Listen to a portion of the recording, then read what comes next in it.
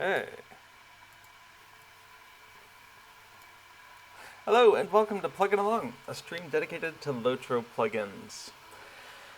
Last time on Plugin Along, last time didn't happen, but the time before that, we tried to make progress on both the file format that the Festival Buddy plugin uses to save data between sessions, and writing code that can update old versions of the file to use the new system. But we got distracted rewriting how festival tokens are structured, so we got a little off track. So today we're going to finish up the festival token restructuring and get back on track in preparation for the spring festival coming up. So as always, feel free to jump into chat with your thoughts and questions. We're actually going to do a couple of other things before we even get started, though. On Little Redhead stream, I maxed out on my ancient script over here on Laurelin, so I'm going over to the word horde to spend down a little bit of that so that I am no longer at cap on my ancient script, which is very sad.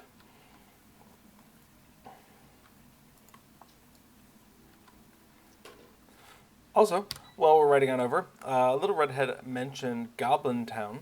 If you have not already found it, there's a map I really like for Goblin Town over on Reddit. And I'm going to show that here in just a minute. And Bard says, Affodil is a minstrel, correct? Yes, Affodil is always a minstrel. I have Affodils on at least Laurelin and Treebeard, maybe a couple other servers. I'm a sucker for playing minstrels is the problem. I've enjoyed some of the other classes and can do okay with them, but minstrel's really where my intuition lies for this game. And it combines probably a couple of my favorite things for playing Lord of the Rings Online, which is ranged attacking ability, some ability to self-heal, and absolutely no inductions during combat. Now there's a little asterisk there. If you're using, say, your Invocation of Elbereth, no, never mind. That's that you just can't be moving while you do it. Wait, I'm on the wrong side of the building. I'm not going to Elrond's library.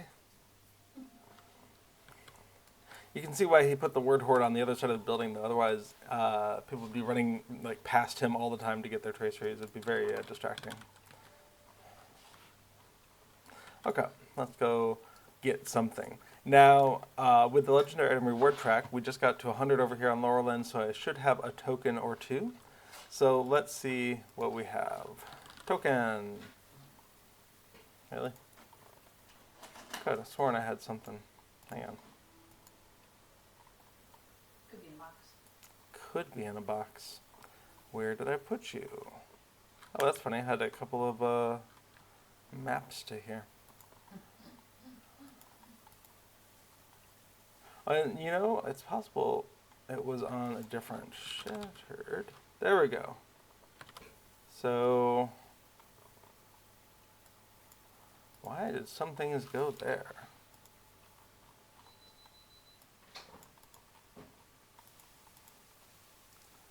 Would they be essences? Interesting. Man, I'm just inconsistent about some of that.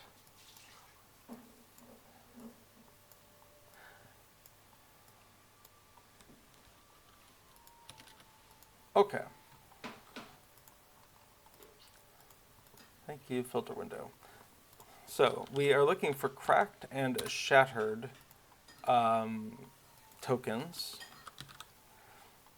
And because I'm level 150, the cracked Khazad-dûm tracery is not going to be useful. So we're going for the Umbari tracery. So cracked, shattered Umbari tracery, excellent. And then we can also look for just Umbar and see if there's anything that I'm missing out of that. Doesn't look like it. Okay, so I've got 6 tokens that I can spend here for better things for my weapons. Let's see what we've got. Now, I don't play a lot on Laurelin, so I only have DPS legendary items. I don't have a second set of healing legendary items. And that might be a good thing to do at some point. But for now, it'd be nice just to make these better. So when I'm looking at what can I upgrade, the key thing I'm looking at is, let's assume that I've got the traceries that I want in each of my items. that may not be true, but let's hope that Past Me at least did that much. So what we're really looking for is this number down here. It comes in flavors of 20, 40, 60, and 80. 60 and 80 are what you can buy with these tokens. You can buy the 20s and the 40s just with ancient script alone. And so what I'm really looking for is to upgrade 20s and 40s into 60s or 80s. So that's what I'm looking at right here. So we're just going to make that window a bit bigger. So we can see that was a 60. That's fine. That's a 60. That's a 60. I had a lot of tokens after doing a Valar, I suspect. So that's why some of these are already done.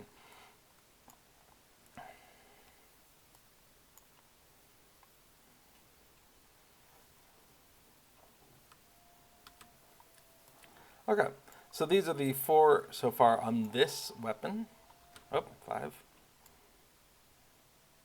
Great. So there's 5 on this weapon. I have 6 tokens, but it might be nice to check out the other weapon and see if there's anything on there that really, the other item I should say, see if there's anything that really calls out for better. I wonder if there's a way to tell what level these are without the hover text. I'm not sure. 40, 40... Okay, these are all 40s, it looks like. Well, that makes it easier. Looks like I definitely preferred to get everything else to 60 or 80 and only worry about the words of mastery being a lower level. Okay, so what do we see here? Piercing Cry, minor ballad damage. I do use that a lot. Call of the Second Age, critical multiplier, Call of Rome, damage, target resist. Okay, we also resistance rating debuff. That would be nice to improve. Everything scales battle. Cry of the Chorus cooldown. Okay, so my 2 big ones that I'm seeing right now are the Anthem of War and Prowess damage buffs, and the the Echoes of Battle Resistance, and then the Hammer Hand. So that's sort of my priority queue here. Feign Death and Distraction cooldown. I don't use it often enough that I need to worry about that. Cry of the Chorus cooldown. I wouldn't mind having that get a little bit better. Minor ballad damage, definitely. And tell you what, which one of these is my group corruption removal? Cry of Valar. Any of these help with that? They do not. Oh well. In that case, Call to Fate. Which one's you?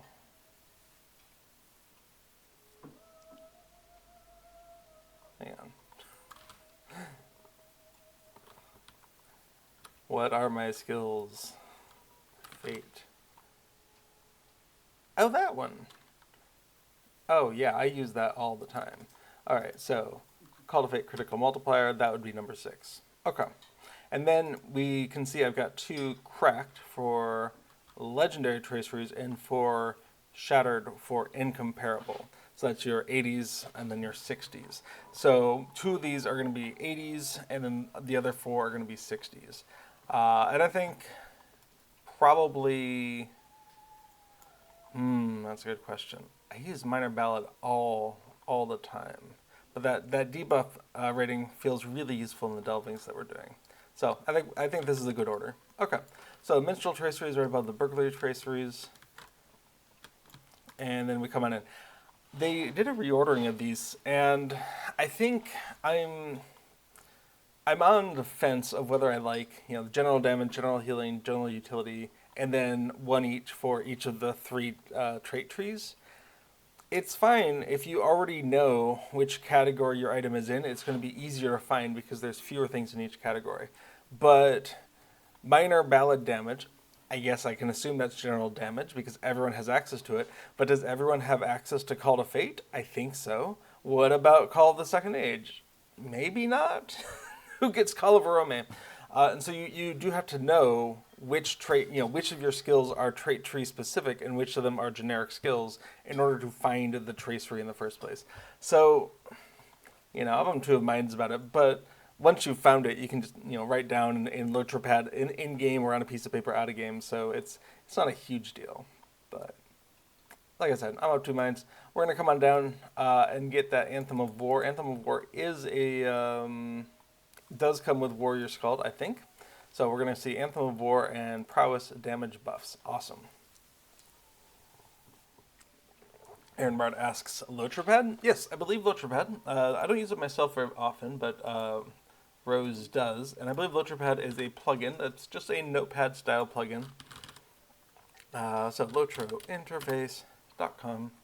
If we look for LOTRO, what do we find? It is listed as an outdated interface. It still works fine. LOTRO lets you go ahead and create notes in-game.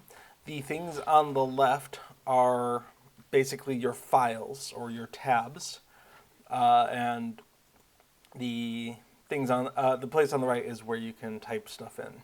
So if I wanted to install that, I might go to the plugin compendium and go ahead and add a new plugin. We're looking for LOTRO. Awesome. Add that in. And coming on in-game, caret menu, system, plugin manager, hit that green arrow to refresh and go ahead and load up LOTRO. Awesome. So, number one, title. We'll just do traceries. Cool. And what we want to do is, I wonder what IMG is. Nope, we're not going to worry about that. So, Bear Arms says, ooh, that might help me remember my Warden Gambits. Yeah, there are some plugins. I think Warden Ease is one of them that try to give you an on-screen reference for Warden Gambits. Yeah, Hambert says, IMG's image? Probably, and I would guess you could type in an image ID here and have an image show up instead of a name, but I'm not going to play with that. I don't need to. But we can say, Anthem of War and Prowess is going to be in the Warrior Skald. The Warrior Skald. Awesome. Now, does it automatically save? It looks like. I can also hit Save All, and LOTRO has spit out into the thing here, LOTRO save executing soon. And why is it saying that? It's saying that because if your plugin is not currently loading or unloading, requests to save or load plugin data files are delayed, often by about 10 seconds.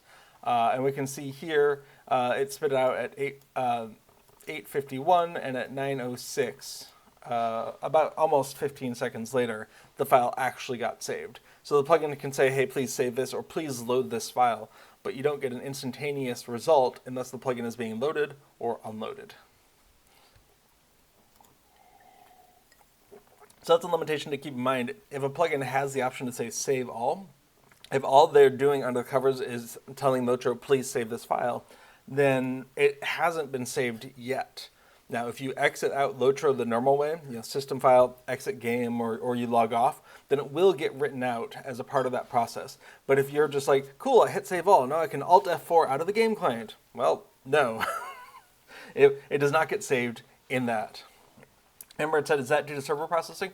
No, it's just a limitation on plugins, an explicit limitation on plugins as part of sort of the contract between plugins and the game. When you are in the middle of being a plugin in the game, you can request file access, but in order, it's probably to keep the client from being overwhelmed with plugin requests. But in order for your plugin not to be constantly reading and writing files, there's just that limitation, which is to say, yeah, you can read and write files, but not in a real-time manner. Okay, so Anthem War, cool, we're going to get that. We want to go ahead and spend one of these two for the 80 version of this thing. We want to pull up that 40 to an 80. Awesome. Barter. Now we do have to remember where that was. That was on the first weapon, I believe. I'm going to go ahead and slot them in as we go. So that was Anthem War Prowess damage buffs. We're going to go from 45%. Do I want to overwrite? Yes, I do. Yay, another 10% of Anthem of War and Prowess increased damage. I'll take it. Okay, the next one, Echoes of Battle Resistance. Well, Echoes of Battle is a general damage ability. So let's see if we find it there. Okay, it's not a general damage ability. It's a utility?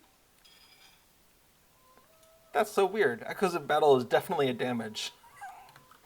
Okay, battle utility. General utility. Okay, but we can document it there. Awesome.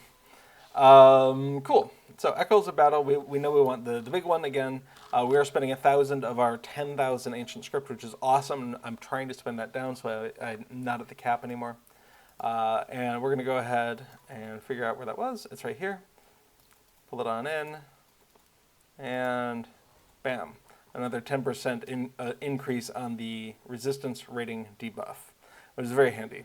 So what is that debuff? For minstrels, the Echoes of Battle slaps a debuff on the resistance rating against song and cry abilities. And I've been noticing in Delvings that makes a big difference. If a mob has this debuff on them, my other stuff just feels like it hits much more powerfully. Okay, so that was those two. Next up, the Hammerhand Skills Bowl. Well, I think that's definitely a general utility. Here we go. I'm out of the cracked tokens, but the shattered tokens, we still have that. So we're going to go ahead and barter for that. Why do I keep closing this window? I don't know. Hammerhand Skills Magnitude. We're going to go from 36%. Oh, and if you did not notice, when you start dragging a tracery into a legendary item where you already have that tracery, that will start sparkling. You can see the sparkling where it's like, hey, you should drop that here. And that matters because a lot of these are unique. We can see on the tooltip. So you can only have one of them between your two in-use legendary items. So it's there or nowhere. Yes, I am sure I want to do that. 36 goes to 40%. Awesome. 40% increase. So that was that one. Hammerhand skill, hammerhand, whoops, say that, general utility. Awesome. Call to Fate critical multiplier. Pretty sure Call to Fate comes from Warrior Skald. So let's find out. Call of Rome, Call to Fate. Excellent. Call to Fate. Warrior Skald. Okay. Same thing. We're going to go ahead and grab this and find it in the legendary item. Might actually be in the other one. Yep. There we go. Increase from 31.5 to 35% multiplier increase. Very nice. Next one, Cry of the Chorus. All right, everyone gets Cry of the Chorus, so it's general, and it doesn't do damage or healing, so it must be utility. Cry of the Chorus. Yep, general utility.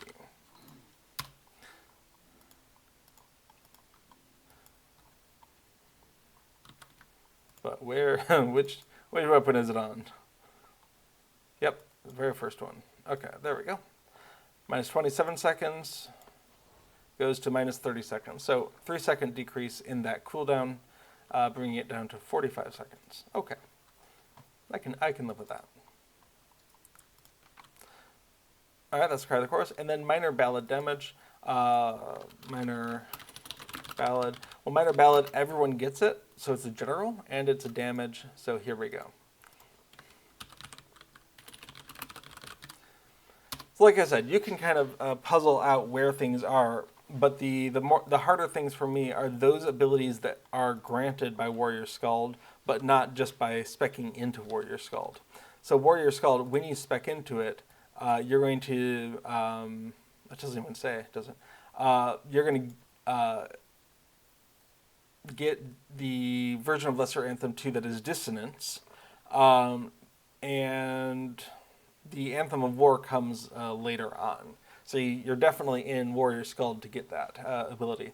But what about Call of the Second Age, or Cry of the Valar, or Cry of the Wizards? Well, I think all of those come from speccing into Warrior Skald. But I kind of have to walk myself through it. Second, well, none of these say Second Age, so what's up with that? Okay.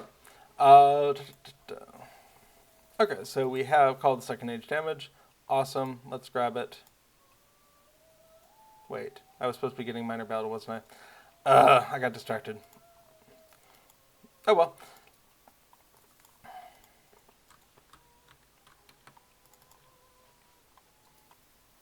Alright. Call of the Second Age. Just out of curious, am I upgrading something? At least I'm upgrading something. Well, it's not so much of a misclick as a premature click. Okay. So, legendary item. I've gone ahead and spent down my ancient script from 10,000 down to 5,600. I used up some of those tokens that I pulled off of the legendary item reward track. And that's one of the big things about the legendary item reward track. Well, where'd that notepad go?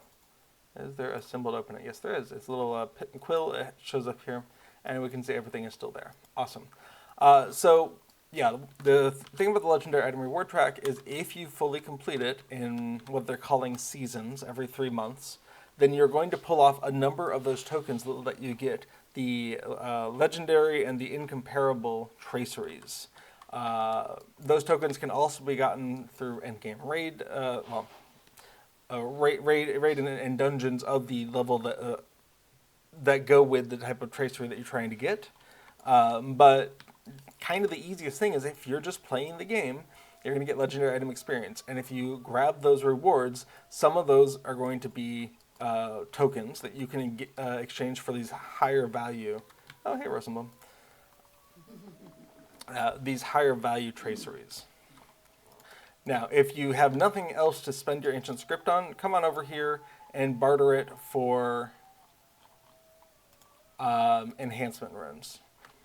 Your enhancement runes are lovely to have. This is an expensive way to get them, but if it's literally this or you just don't have a use for ancient script, go buy yourself enhancement runes. They're almost always going to be worthwhile to have for one of your characters. Okay, so other thing we wanted to talk about. Goblin Town. If you have trouble navigating Goblin Town, I highly recommend this.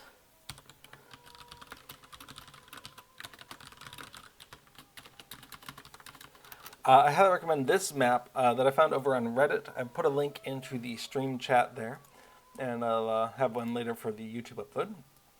And this is it. So it's oriented so that you come in the bottom of the map. If you come in the main gate by Glaine's forward camp, then you're coming in the mountain's throat here at the southern gate. And if you go up and around to take the hidden entrance, you come in with the Black Crack. But they join up at the same room within Goblin Town, and then from then on it's the same pathing to get everywhere. There's a lot of quests available at Glaine's forward camp, so you're probably coming in and out the mountain's throat mostly. There is a quest objective for one of the Goblin Town quests to find the Black Crack entrance on the outside, and really one of the easiest ways to do it is just to come in the main entrance and run out the Black Crack interior entrance. Once you step outside, you get credit. The hard way to do it is to navigate up around the hills.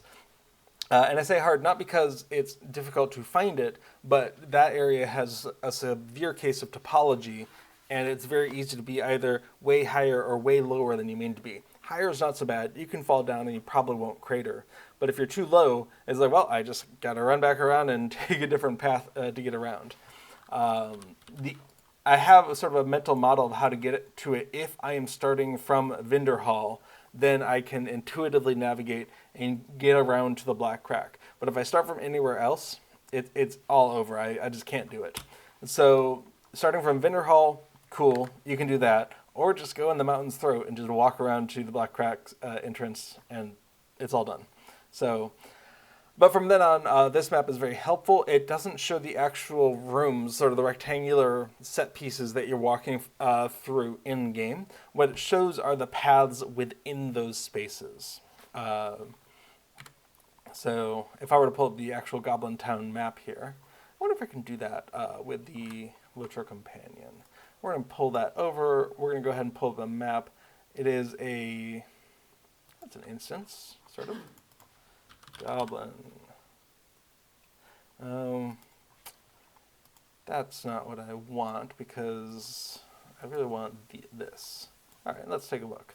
Eriador, Misty Mountains, Goblin Town.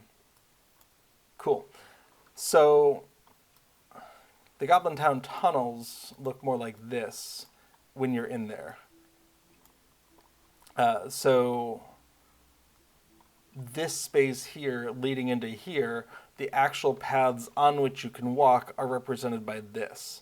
So you're going to see larger spaces around, but I find this very useful for, okay, where can my feet actually go? Where can they take them? And the Goblin Town is divided into 3 general sections, the south, the middle, and the north.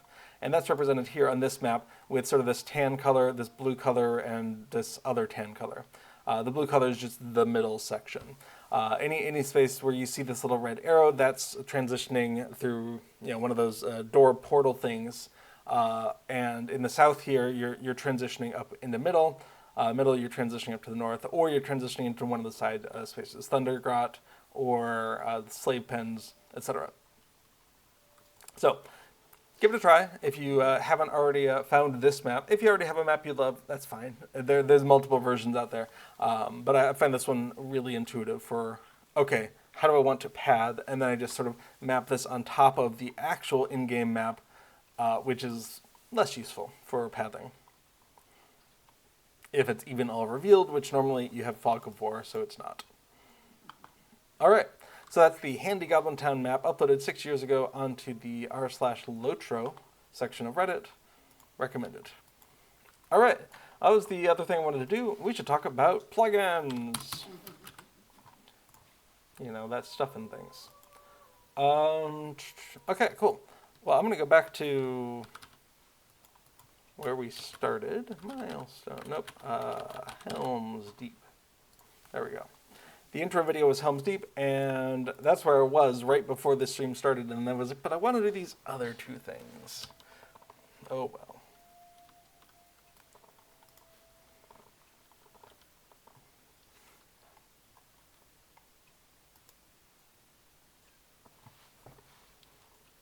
Well, that was interesting. Okay, cool. So here we are. I'm going to ride up to somewhere higher up. When I'm trying to elevate here, here's the front gate. If you look to your left, that is going to head on out over the deeping wall. But the stairs to the right will take us to where we want to go for elevation.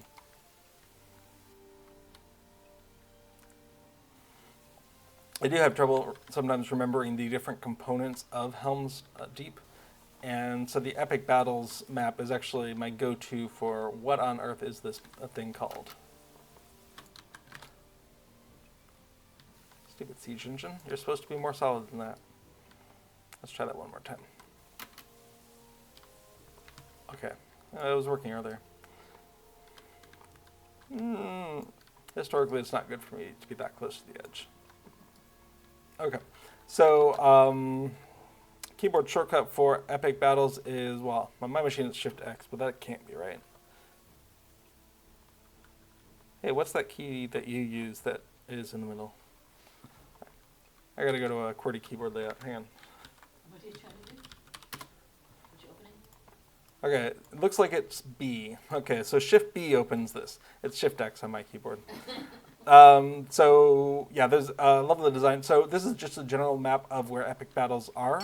It starts with Helm's Deep up here in the upper left. So that's broken up into 5 parts: Helm's Dike, then the Deeping Wall, and then the Deeping Coombe, and the Glittering Caves, and finally the Hornburg.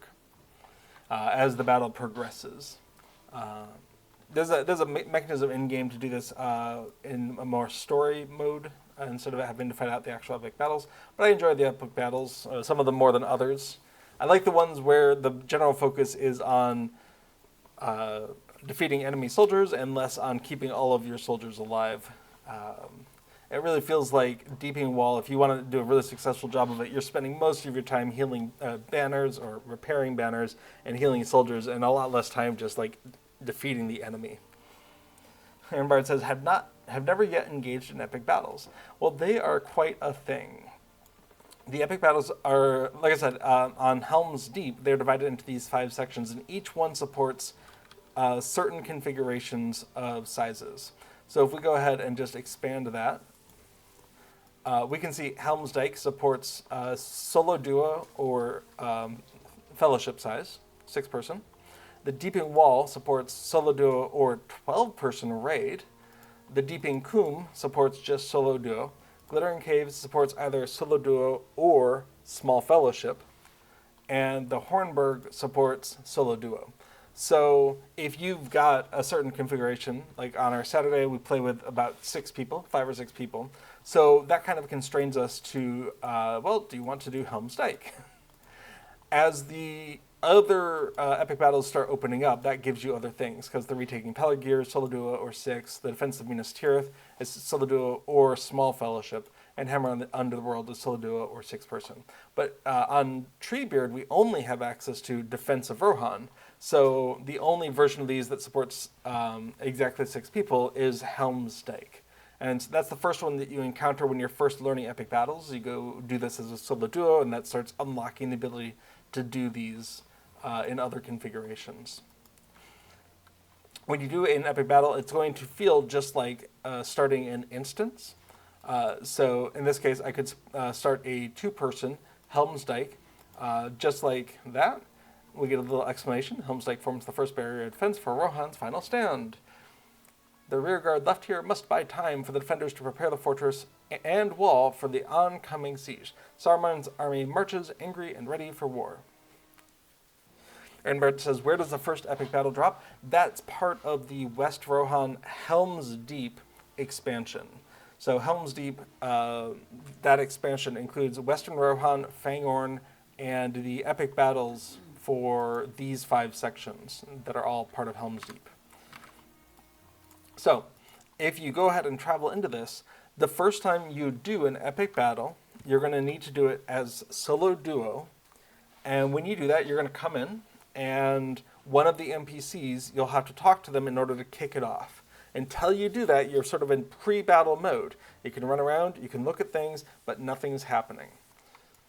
So, Gambling would love for us to go talk to Gambling, but we're just going to take a look around. So, we are standing on Helm's Dike. This is the forward location between the fields, the Hornburg and the Deeping Wall and whatnot are back here. Then you have these fields, and then you have Helm's Dike. And this correlates to the book. In the stories, this was the first position to be overwhelmed. Spoilers. So, we can see out in the fields, massive number of orcs, representing the fact that a single player, even if they're a minstrel, can't just go out there and start blasting away at them. And that is mechanistically represented by sort of death zones, where if you start going out onto the field of battle, you start taking massive damage. Yep, there it is. Ow. Fantastic. So this is not a battle in which you as an individual soldier can make meaningful assault onto the enemy forces. There's tens of thousands of them. What you can do is be in support of the overall defenses here on the dike. So you're not running out there, but there are targeted missions that you can engage with. For instance, they might send a battering ram up against this gate. Here, let's go take a look at the gate. They might send a battering ram up this road to this gate, and the battering ram's busy trying to bash down this gate. So you might have a couple of objectives of keep the gate repaired. So this is an interactable object that has a few things that you can do with it. If it's on fire, you can you can activate this induction to start putting out the fire with buckets of water. And it has a repair function. Once it's no longer on fire, you can start patching it up. When you're looking to activate these interactables, here, let me actually grab an interactable. Requirements not met. Oh my goodness. I'm so used to being on Treebeard where I can do stuff. It's okay. We don't need that. Oh, maybe we should do that next week. Start over from scratch. Oh my goodness. That's okay. So there are small siege pieces of siege equipment, small ballistas and small catapults that you can interact with in here. Here is a small ballista, and so this is an interactable that I can actually interact with. So when you're doing this, it acts a lot like an induction for your character. But this is a separate system. So your character can still be doing things like healing yourself or attacking an enemy, but also be giving attention to a siege weapon. So when you click on it, you'll just be spending your attention doing the thing. And in this case, one of them was loading the bolt into the ballista, and the next one was like cranking the ballista so it's ready to fire. And so at this point, we can see there's a target reticule on the ground, and we can do things like move the ballista. I want to shift it right a little bit. Perfect. And I want to aim towards that crowd on the hill, so I'm going to tilt it up. And each time I complete one of these rings, it's going to go up a little bit. As we can see, it's a bit of a slow process because this is a large piece of machinery. And there are limits to how far you can pan them left and right, how far back you can tilt them. So it might be that you might not even be able to reach some of these targets on the field. They represent the endless horde of orcs, so they're not really a target here. Oh, no, I couldn't quite get there. That's okay. So once you are comfortable with where the reticule is and you want to fire it, cool. You press the fire button, phoom, out goes a bolt. And if there are forces that are actively coming against the wall, you can reduce the number of them that will come over the wall. So you load the bolt, you crank it. Oh, it's such a slow crank. And you fire. Now, why am I complaining about the speed of the crank? Well, in parallel to your normal trait trees, you also have epic battle traits, or promotion points. And this is where you can be a better engineer, or officer, or vanguard. This is sort of your three trait trees, and everyone will see the same one regardless of your class. Engineers, points spent here make you better at using equipment on the field. It's my personal favorite. So, for instance, every point that you spend in aim contribution means that when you are activating one of the aim buttons, it charges up that much faster. Your contribution is greater. Whenever it's talking about that, when you hover over one of these, we can see it requires 200 work units to complete this thing, and I currently do 100 per second. So we know I'm going to take 2 seconds, 1,001, 1,002. Yeah, that checks out. This requires a 400, and I contribute 100. Okay, cool. But if I search for crank, there we go. Crank contribution, I can boost my contribution by up to 75%. So we can see, for me cranking, I could eventually get this to 175 units per second. So I could crank this thing in just a little over 2 seconds, which is the case on Treebeard, which I'm not on Treebeard right now. Whenever you go into an epic battle, your level is scaled to be an appropriate level. I think they may all be level 100. And so what you can go in at pretty much any level. I think maybe you get access at level 10 or 20. But when you are in, your level is treated as if you were level 100. And so your damage will do more if you're in one-on-one combat with an enemy, that kind of thing. Your health will be scaled up as well. Okay, so they're trait trees, but these are for spending promotion points. Engineer, yeah, you get better at doing stuff on the field. I believe once you hit level 2 as an engineer, you start being able to set traps. At A level, you start being able to set traps. And there are ways to increase the power of those traps. It may just be that you can do that anytime once the battle is started. Officer, there are, of course, a bunch of Rohirrim here who are going to be helping. And the blue line is all about being better at telling them what to do. You can interact with the soldiers via their commander. And whenever you're looking at a commander, you have some options to do, and some of them require higher levels of being an officer. Officer rank 1, that means you've spent a certain number of points here. Need to spend 20 or more points in the officer branch to reach officer rank 1. We can say I only have 4 points here, so I'm not going to get there today.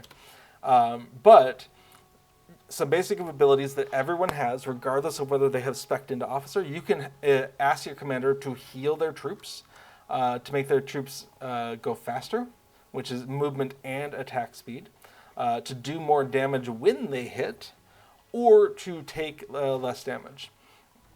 You can also unlock special abilities of siege armor and arrow volley armor, and remove corruption. And my goodness, in the deeping wall, arrow volley armor sounds like a great idea because there's so many arrow volleys.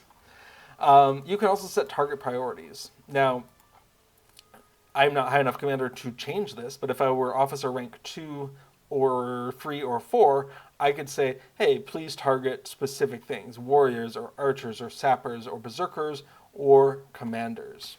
And based off of that, the soldiers will pick a specific thing if there are multiples to choose from. You can also ask them to go ahead and go into shield stance instead of one-handed stance, or even two-handed stance.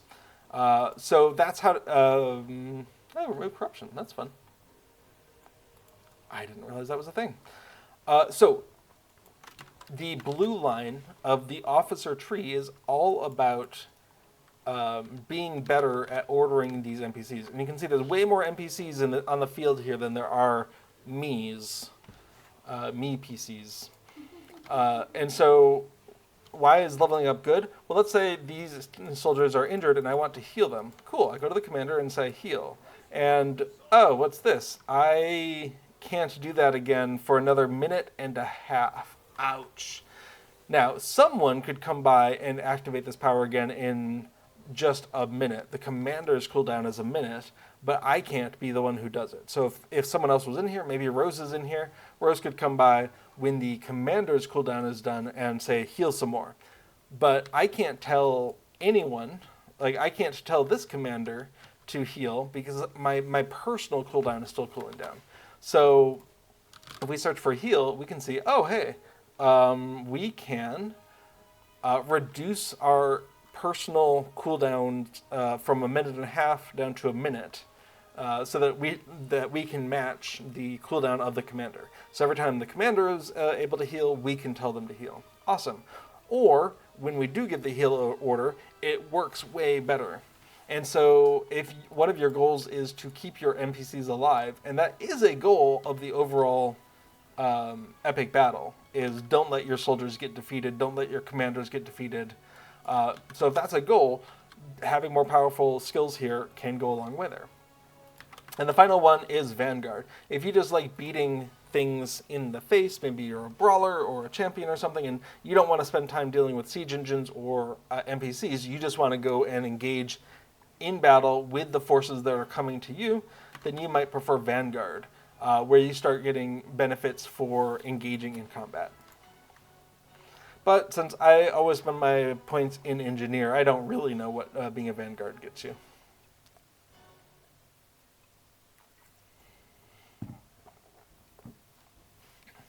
Cool, so that's epic battles. Very briefly. In order to access the next epic battle, you have to complete the previous one. So in order to go to the Deeping Wall, you have to have completed Helm's Dike at least once. Deeping Coombe, you need to have completed Deeping Wall. Glittering Caves, you have to have completed Deeping Coombe. And the Hornburg, you have to have completed Glittering Caves at least once. Once you've completed each of these at least once, you can jump into any of them in any order, doesn't matter. Any sizing, doesn't matter. But you do have to complete Helm's Dike solo duo to unlock the ability to do Helm's Dike 6 or Deeping Wall solo duo. Oh, I should say, completing Deeping Wall is an edge case. Completing Deeping Wall 12 does not unlock Deeping Coombe. You do have to complete Deeping Wall solo duo. We discovered that the other day with someone who was like, wait a minute, I know you completed Deeping Wall. but she had completed Deeping Wall only in Raid, and it didn't count. Very weird. So, the battle map shows you the progression of these from Helm's Dike to Deeping Wall, Deeping Combe, Glittering Caves, Hornburg, and shows you that there's also a retaking Peligir, and that there's the defense of Minas Tirith and Hammer of the Underworld happening at Minas Tirith. So when I was first dealing with epic battles, this map, it was here, but I wasn't really internalizing what it meant.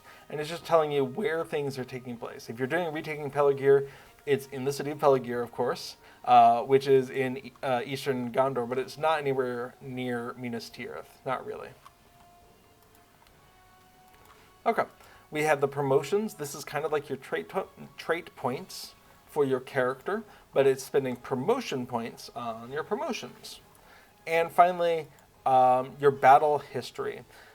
Whenever you're in a epic battle, you're going to get graded based off of your overall performance, and most epic battles have 2 side quests that can happen that are randomly selected from all the available ones. This is very much like how many instances, think like Numinos, have some random quests that are assigned to you when you go into the instance.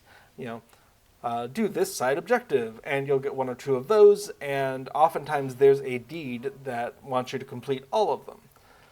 Well, in here, we are in the Deeping Wall. No, we're not. We're on Helm's Dike. And on Helm's Dike, in solo duo mode, there are 6 possible objectives that can come up, side objectives. And when they do, if you divert your attention over to the side objective, you can earn a reward, a completion that starts at iron for kind of, okay, you completed it, but you did pretty badly, through bronze, silver, and gold, all the way to platinum, which is like you did it perfectly. You did everything that was asked of you, no notes. Protect the Horses is indeed, and Bart says, yay, there's one for Protect the Horses. Indeed. So we need horses in order to do a swift retreat back to Helm's Deep, which is all the way back there. So one of the things that can happen is that enemy forces will get behind the line, and they will target specifically the horses in their stables back here, which we do not want to let that happen.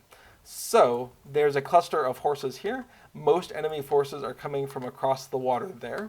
A few of them might sneak around from behind here. A few of them might be goblin sappers planting explosives.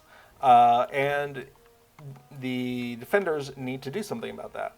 And so the main goal is don't let any of the horses get driven off, defeated, whatever. Don't let any of the Rohirrim defenders get defeated. Don't let any of the explosives go off, things like that. And all of this is happening while the main battle rages on. But again, we are a single cog in the machine of this defense. And so the battle rages on over here with or without us. Now, in like a 12-person version of one of these instances, maybe only half of the people will move over to a side quest. Kind of depends on the side quest. But that is what this battle history is you're going to have a symbol here in the upper left corner of the display, and that's your highest progression so far on that epic battle. You know, if you have done everything perfectly in a session, then you got a platinum completion, and sort of a goal is to get all of these to platinum, to experience every side quest and have completed each side quest perfectly at least once. And the goal of that is because when you do this, when you get a completion, you will get promotion points. And promotion points let you earn these extra abilities, and the extra abilities give you a higher chance of getting more platinum completions in the future, and so on. You can also get gear rewards as well, and it's recommended that you click these little arrows down here, which is forwarding results in your copper over to silver, forwarding your silver over to gold. which is to say I don't really want to cash out the copper rewards as copper rewards. I just want to feed them into the silver track because I'm going to want that instead. And I don't want the silver stuff to cash out. I want to forward that onto the gold. I only want to receive gold and platinum rewards. Aaron Bart says, so you can repeat these epic battles endlessly until you platinum. Kind of. The side quests here are bestowed upon you like a quest. And these quests can be done once a day. So if you get protect the horses, and you lost a horse, but you did everything else great, and you get a gold completion, you have completed that quest for today. And so if you come back into the epic battle and protect the horses happens again, you do not get the quest. And so you can help other people with a completion, maybe they'll get it, but you will not be able to advance protect the horses necessarily. Now, I'm not 100% sure if that works correctly. Like maybe if you get platinum on it, it does apply in here, even though you don't get quest credit for it. I need to do some testing or research to know for sure.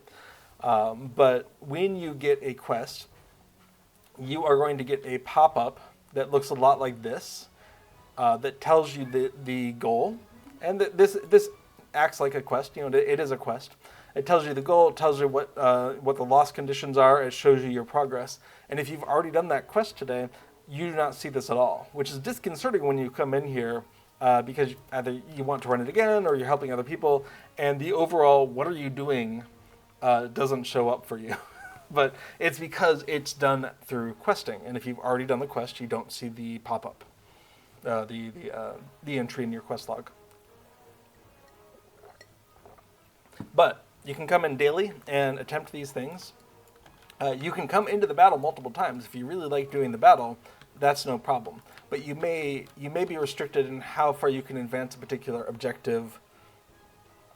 But as a person who hasn't completed anything in here, anything that I do is going to be useful.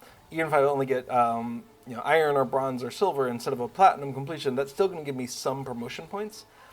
You only get the promotion points for achieving the level the first time. So if I get platinum, maybe that unlocks 4 promotion points.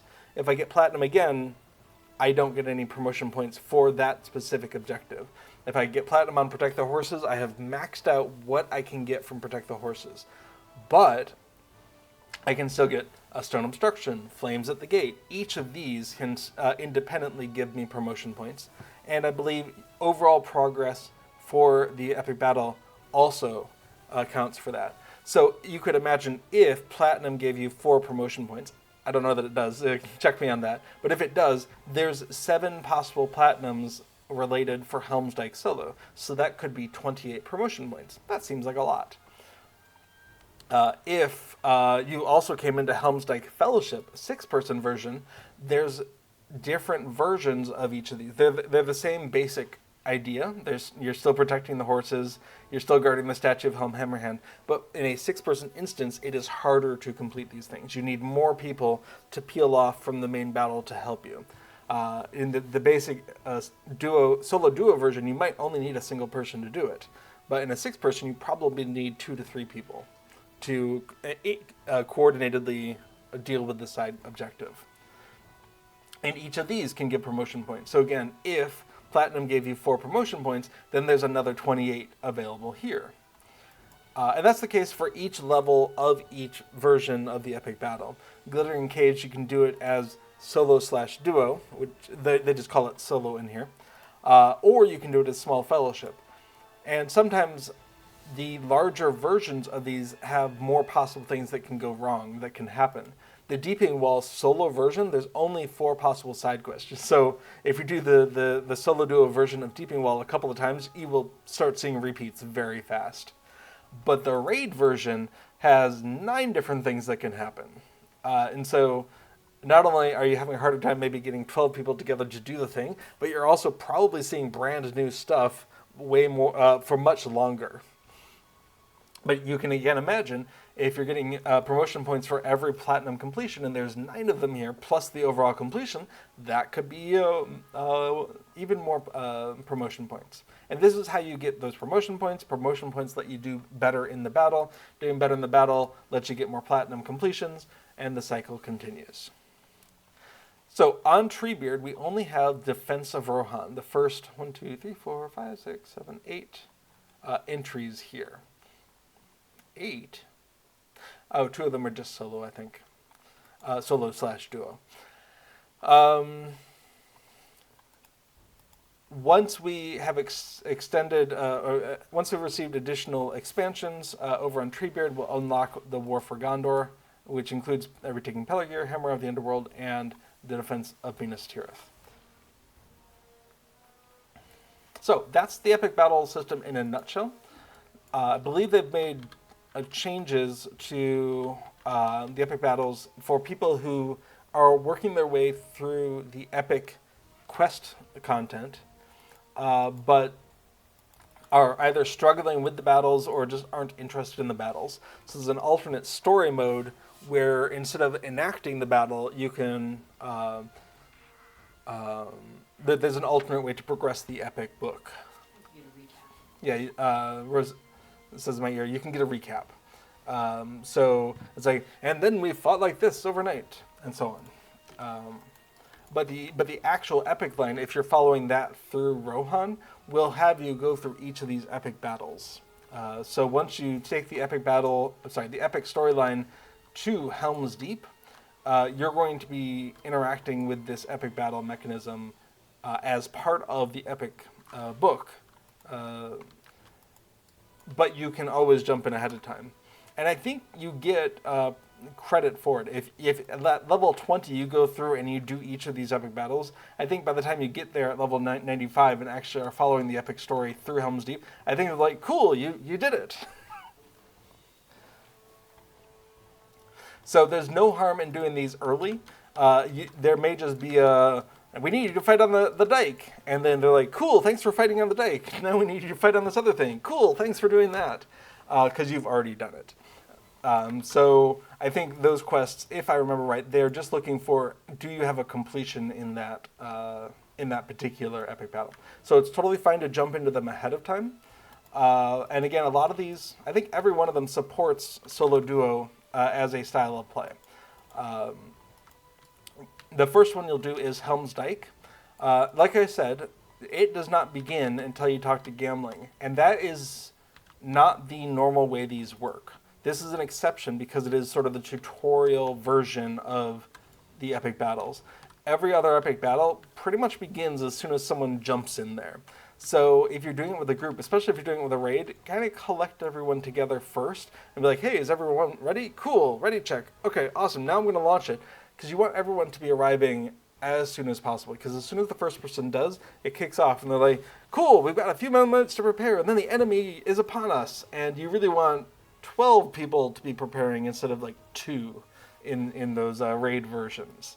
So just be aware. You're going to get the sense that, oh, okay, it doesn't start until I talk to Gamling. Awesome. That's just in this initial solo duo Helm's Dike. All the rest of them start right away. But if you do come over here and say let them come, then the battle starts. An important thing is that when an objective happens, we can see this little symbol here. Let's see.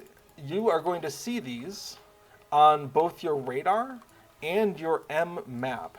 Your M map, hang on. We can see these are map notes that are being listed by the epic battle. And it is vitally important that you pay attention to where these are. Now, they also said they are marching on the western end of the dike. Cool. This is the western end of the dike. If you go to where those symbols aren't, you are not participating in the current objective of the epic battle. Now, there is the occasional glitch where one of those symbols remains on the map even though you've completed the objective. So it's good to be aware of what the symbols mean and not just follow them blindly. But when they say they are marching on the western end of the dike, these symbols are representing where the forces are going to come up. They're going to be running up this gully, and they're going to be running up the gully on the other side. Now, we have a few moments to prepare, but you can see the forces massing in the distance. This would be a great time to fire off a ballista. If only I hadn't completely screwed up where it was pointing at. So, while I'm talking, I'm just going to be rotating this thing back. So, these map notes, you can see them in your radar. If you're too far away from them, go ahead and use your M map liberally to figure out where is the current battle happening. If you're not near one of these symbols on the map, you're not participating in the battle. Not in the way that, not in the way that the Epic Battle system expects you to. Now, like with all rules, if you have a reason for breaking them, then that's totally fine. If you're like, oh, I'm going to go over here because of X, Y, and Z, totally fine. But just be aware that you're doing something outside of the norm. When you fire off a weapon against a group of enemies that can be hit, like we just did, you'll see a little pop-up that says, hey, here's who you defeated. If you fire and you do not get this pop-up like that, then the forces are depleted in that area, and you're not making any meaningful progress against them. It is possible to hit multiple groups at a time. So, for instance, not with us being already aimed up. One more time, maybe. Okay, let's see if I can hit both of those groups at once. Nope. But defeated 2 archers. So that's the thing you can do. You can also engage them as they are coming up the gully here. You can participate in this fight as well. Awesome. The soldiers here are going to be slowly injured over time. We can see this soldier is just slightly injured.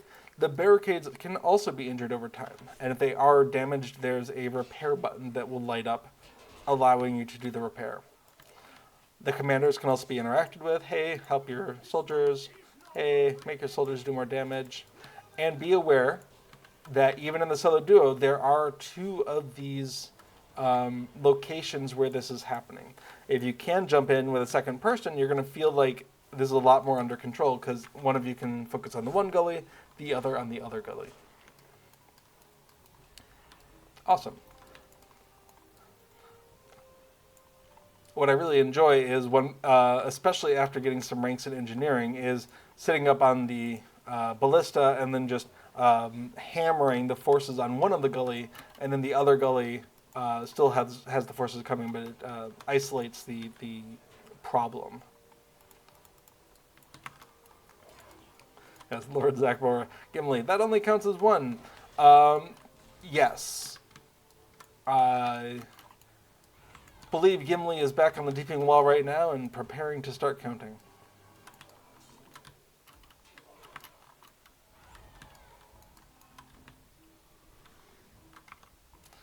Okay.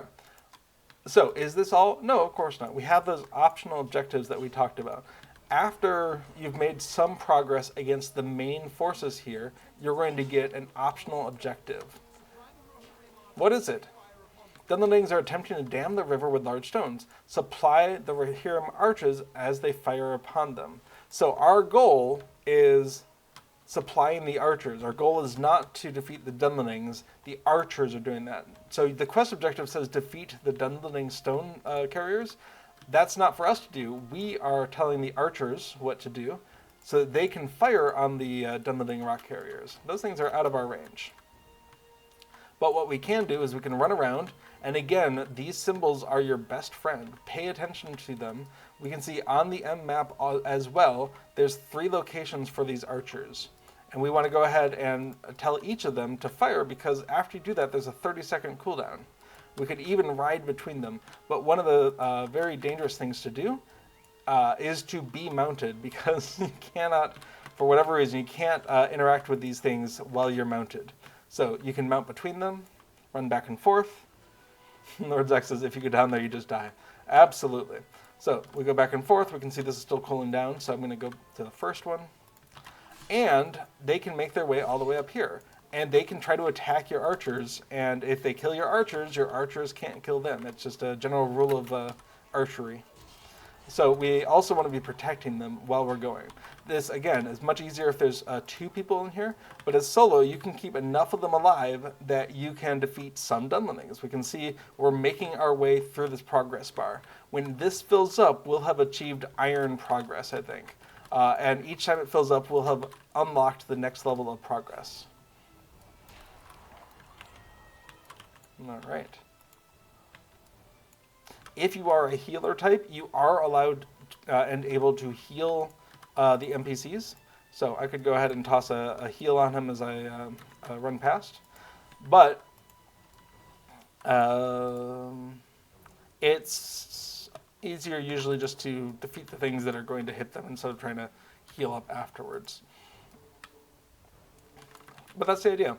As we go, as these archers keep being told to fire, and as they do fire, they are working on the main objective, defeat Dunlending Stone Carriers. Keep going. And I'm keeping them alive, and I'm giving them instruction. And it's that level of abstraction, almost, that takes a little bit getting used to. Like, I just want to be the one who defeats those Dunlendings carrying the rock. And in this case, that's not how it works. Now, we can see this archer has been defeated, so I only have 2 archers, and we can see it in our progress as well. I only have 2 archers remaining who can be defeating these Dunlending Stone Carriers. So we'll tell them what to do. Oh, I'm no longer in combat, so I can at least ride between them.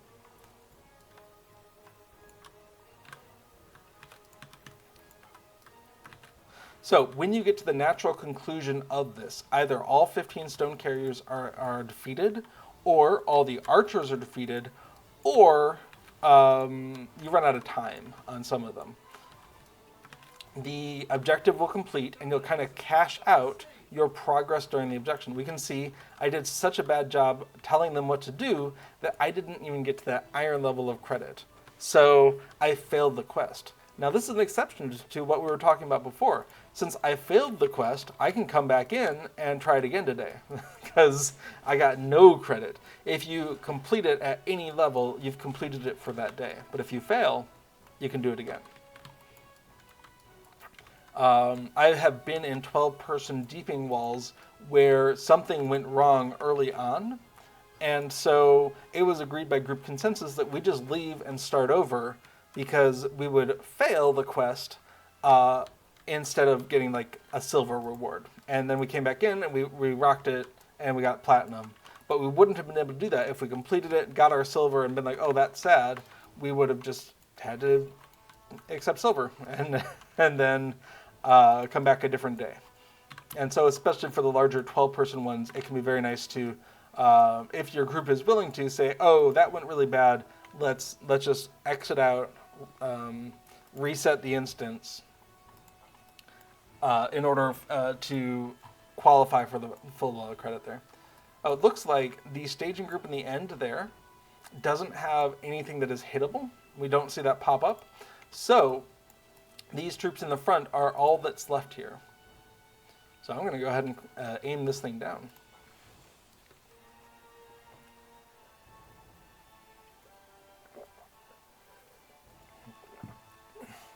Lord Zach points out, absolutely, once you're a high enough level engineer, you can start moving equipment around, including the barricades that we are seeing. Yeah, let's go ahead and fire off this and see what happens. Bam! It's very satisfying to see their little NPC bodies go phew.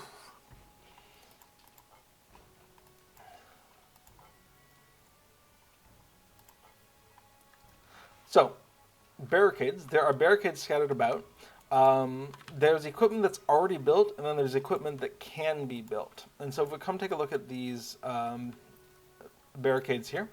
This barricade, it's a large barricade, and it can be interacted with, but it's not necessarily in a useful position. It might be much more useful down here where the actual enemies are. So a high enough engineer can dismantle once you reach engineer rank 3. Oh, hey, Rose. Thanks for jumping in. So these things can be moved around. You can also add a bunch of spiky bits to it if you want to do damage to things that are running through it. You can also, if it's on fire, extinguish it and repair it. And if it isn't built already, you can help to build it. When you first come into this instance, there are boxes around. We can see here there's a small ballista, a barricade, a small catapult, and if you are a high enough level engineer, and in this case it is rank 1 for barricade, rank 3 for the siege equipment, you can pick these up.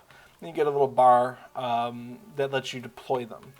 In general, you can have one of each type of things. You can have a ballista and a catapult and a barricade and a small barricade in your little bar that you can tote around, and then you can plop down where it is useful on the field of battle. So one of the key strategies that you'll see people doing is find barricades that are not in a good position or are not yet constructed, and then plop them down where the forces are going to be running. We just got an announcement that they are marching on the eastern end of the dike. Notice that the objective symbols on our map and on our radar that say we should be here, they have disappeared. It is vitally important that we follow the ebb and flow of battle, as they say in skirmishes. And in this case, the ebb has flowed over to the eastern side. So there's now 2 gullies on the eastern side of the water here, and this little bridge that goes over it. And anyone who stays on the western side isn't participating in the epic battle in the way that the battle would like them to. Again, if you have an intentional reason why you're not by one of those symbols, it's totally fine. There can be reasons for not doing it. But in general, you want to plop yourself down on one of these symbols, either the main battle symbol or the side objective quest symbol. Now we can see things marching over here. I wonder if there's any siege weapons already set up for us. Let's come take a look. There's a catapult. Cool.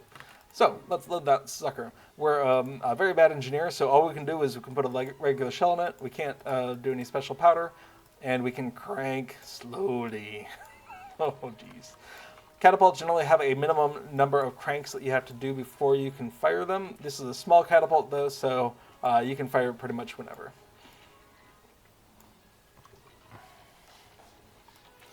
The big ones, though, you can't.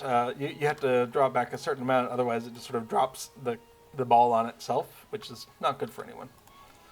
Okay, so we want to go ahead and give that targeting reticule on top of as many of these things as we can.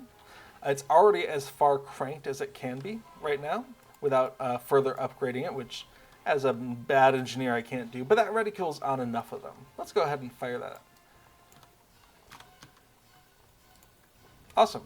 Now, I'm sitting around waiting, but really, just as soon as you launch that, you can start doing this again. You can load, and you can start cranking right away. Don't feel like you have to wait for the thing to land. As the person firing the catapult, you don't care. It's fire and forget, get started on the next one. So, we're going to go ahead and crank this some more. And again, the higher engineer you are, the faster you can crank this. If you spent the trait points in that particular spot. But we've cranked it slowly, and it's as max as we can go, so we can loose it and immediately, almost immediately, start replenishing the next shell. And that's the idea.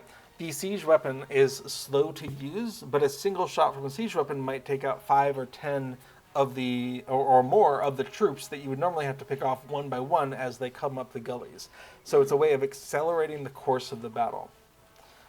There's a secondary strategy in play, especially during some of the type battles like the Deeping Wall, where you do not want to defeat too many of the enemies because of these side quests. One of the big source of promotion points is the side quest, and what you don't want to have happen is to kill so many enemies on the western side and then have a side quest on the western side, and then the battle's like, well, all the enemies on the western side are done, now you should be on the eastern side. And you're like, but I'm still in the middle of an objective on the western side. And so what you will, if you are doing this in groups, what you'll tend to see is people will use these weapons enough to defeat specific units, and then they will hold off. They will stop using the siege weaponry until the side quest is done. Once the side quest is done, unleash fire upon the enemies. It's great.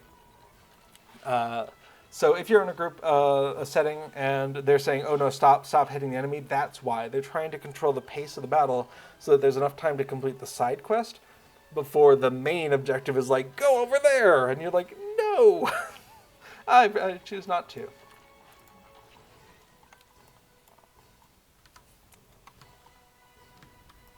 All right, 6 warrior enemies. Not bad. Could be better.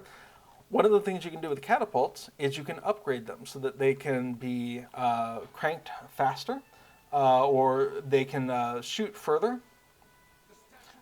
or they can do more damage when they hit. And those are great upgrades to do, and that, of course, requires being a higher level engineer. The statue of Helm Hammerhand is under siege. Don't let them desecrate Helm's monument. That means we can expect larger numbers of forces than normal, and they are going to be targeting their way over to Helm's monument here. We have an objective. We lose progress if there's damage to Helm's statue, and we lose progress if any of the statue defenders are defeated. There's going to be 5 siege trolls assaulting that we need to defeat, and those will come with waves of enemies. We can see a siege troll here. And if the siege troll reaches the monument, that's pretty bad because it can do a fair amount of damage. But even the normal soldiers that are streaming through, they can also chip away at the statue, and that can damage your overall progress. Aaron Bard says, this involves much more strategy than button smash attack quests. Yeah, to be really fluent in an epic battle, there's a lot more heads-up situational awareness that is rewarded than maybe in a smash and grab quest where you just like, go defeat 5 goblins. And one of those is really helpful to be keeping an eye on. Oh, how's the health of my Rohirrim? Do I want to go ahead and give an order?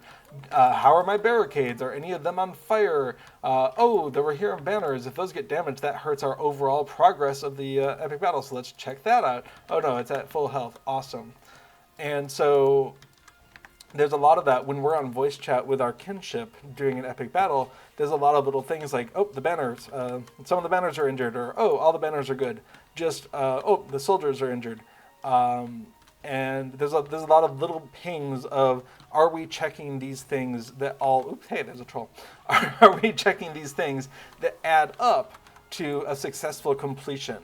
You know, we don't want any of the soldiers or commanders or banners to be injured because that affects the overall. But at the same time, we need to manage these side quests. So if you're the kind of person who enjoys having a few extra things to focus on, then epic battles can be a place where that really is rewarded. Hey, Rose. Awesome. Rose has access, and I wonder why I don't. Oh, I haven't spent any points. I should spend a point. I want to spend a point. Nope, that didn't work. Rose has access to traps, which means she can set down caltrops here. How many promotion points do you have? Oh, okay, she's been in before. She can set down traps. There's 3 types of traps. There's caltrops, which slow them. There's bear traps, which do immediate damage. And then there's something else that I always forget.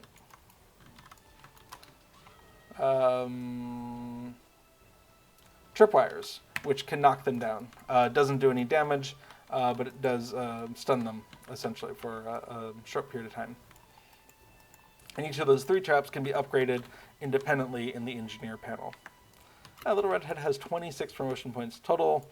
I think Little Redhead has been in here before, since you start with 4. Here, I'll go ahead and spend a couple. There we go. All right, you vandal, you brute. I say nay. Okay, so one of the things that can be really worrying when you first come into an epic battle is, oh no, I'm completely ignoring the main part of the battle to focus on this side objective. That is the nature of the epic battle. Remember, there's hundreds of Rohirrim forces here. They're holding the line while we think of us as like elite shock troops. We're handling specific special issues. And it's only in the much larger 12-person battles where maybe it's not a good idea to basically send everyone to deal with the side threat. But in the solo duo, small fellowship, generally when there's a side quest, it's totally fine to have everyone go over there. Cool. So we protected the statue from the enemy, and we can see in our battle history, defense of Rohan Helm's Dike solo, we've gone ahead and got the statue of Helm Hammerhand platinum completion, because it had 0 damage to it, and we lost 0 of the defenders. And we can see that I've acquired promotion points. So my guess before of 4 points seems pretty accurate for a platinum completion there. We'll go ahead and spend a couple more. Ember says, is a mic setup a must for larger battles, i.e. 12 people? We've done battles pretty successfully with not everyone mic'd. Like when we last did one, our kinship was there, and that was some of us anyway, and that was about 5 people who were on voice, and then a couple of the people of the other 6 or 7 people, a few of them joined our Discord server and were on voice, and a few did not. But I think if everyone has a sense of what they're doing and knows the side quests pretty well, I don't think voice is required. But it's really helpful for coordinating and be like, oh, hey, Rose, can you go to the west side of the dike because we only have these 2 objectives now and I'd like to stay on the east side because of whatever. That is just so much faster to say in voice than it is in text. But at the same time, voice is a real-time thing, so if you miss it, it's gone. And if you type it in chat, Rose, go west, then whenever Rose sees it, Rose can be like, oh, okay, I can go west. So real-time voice chat is great, except when it's not. Rose says, speaking of, can you check on the west side? Yeah, sure. So we proceeded to the final stage of the battle. We've done the west, we've done the east, and now they're just attacking the 2 gullies on either side of the river, the stream here. So again, I was standing in a place that didn't have one of those symbols. I wasn't following the ebb and flow of the battle. So, in the basic solo duo setup, there is a siege item next to each of these inner gullies. And I'm going to go up and play with my ballista.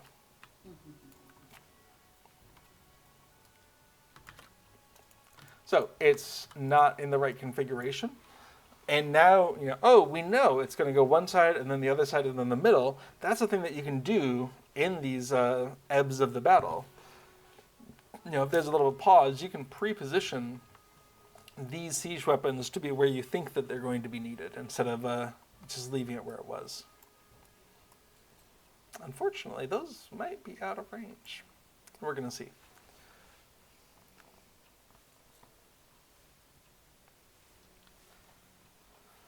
Okay, we can see I overshot a little bit because I was busy looking at something else.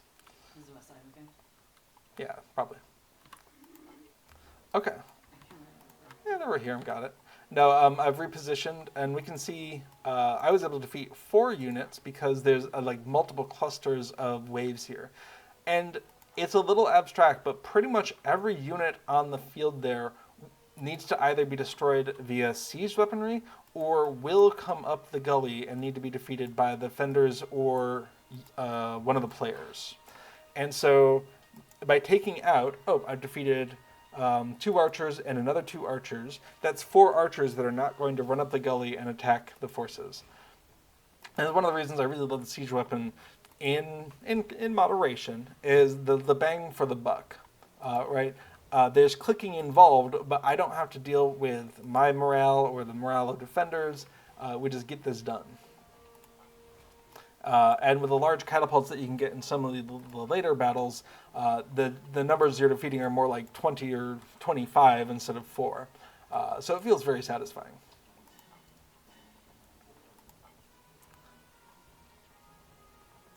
And we can see the actual figures on the field. When they go flying, they aren't magically replaced. There's a finite supply in this wave that will be defeated one way or the other.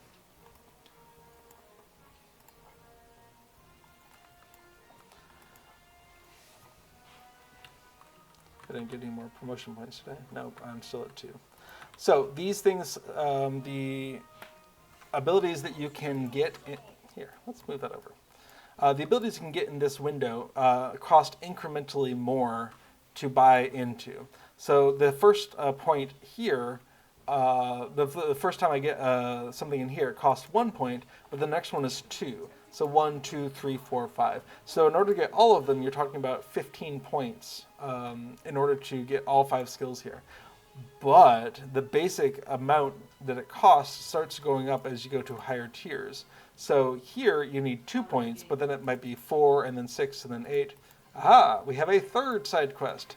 Powder at the gate. Thank you, Rose, for calling that out.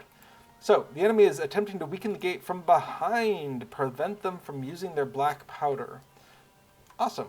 So, behind the gate, there's a shortcut in Helm's Dike to getting down, which is gravity. But if you want to go the long way, you can come use this rope to get down. And this one is a much more hands-on quest.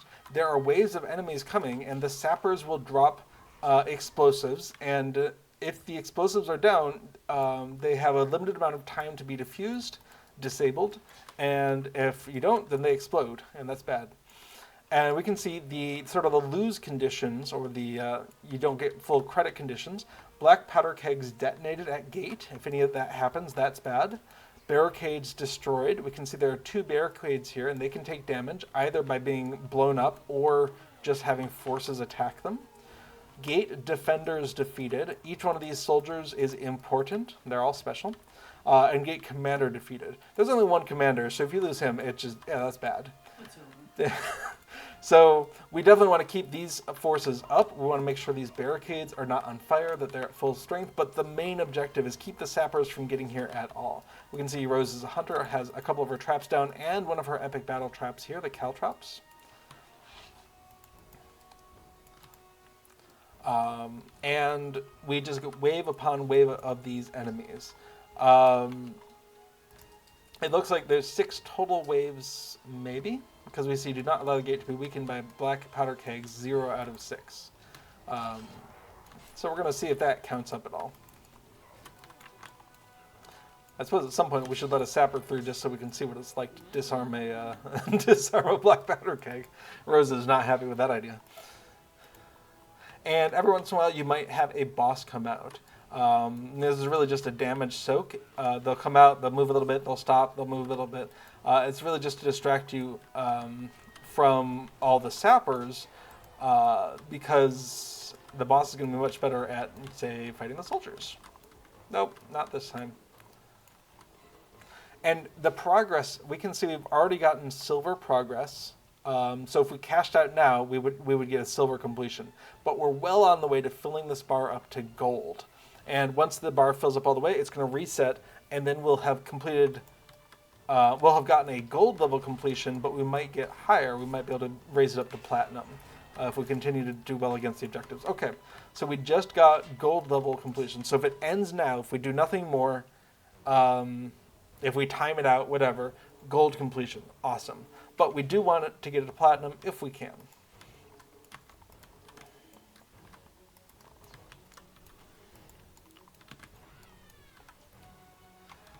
All right, maybe next time there's a solo sapper, just let it through. I know. Goes against all your instincts, actually. It goes against all your caltrops, too. It's going to be a very slow sapper. Okay, we can see powder at the gate. We've completed 80% of that. So that definitely feels like it's tracking waves. All right, I'm going to... Wait, don't. Ah, no, the Overhear forces killed the sapper. Overhear, we've gone to 90%. That would suggest we're incrementing this by 10s, which suggests maybe there's 10 waves in total. All right, so there's a sapper on the right. We're just gonna let those come through. If the sappers get all the way to a barricade, they're going to drop one of these black powder kegs on the ground. When you look at it, there's an option on there to disarm. Multiple people can be disarming things at the same time. So Rose can come on over here and contribute, and we can see that it starts going faster. Oh no! Now, fortunately, we'd already finished this, so we got full credit. So if you don't disarm it in time, it explodes. If you haven't already completed the overall quest, that can ding your overall performance. Well, Rose is putting out the fire. Oh yeah, that thing's on fire. So now there's an extinguish option that lets us put it out, and now there's a repair option that lets us restore its morale. Now, if you are a healer type, you can also just use healing abilities counterintuitively to increase the morale of interactables on the field. we've lost a soldier in the overall Helm's Dike objective. Someone up there has fallen, and that means we're not going to get platinum completion. We weren't anyway because we failed one of our quests.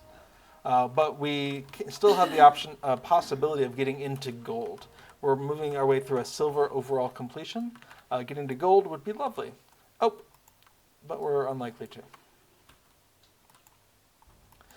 The location objectives have been removed from the map, so it's very likely that there are no more forces coming up the channels. Nope, Rose says she sees some.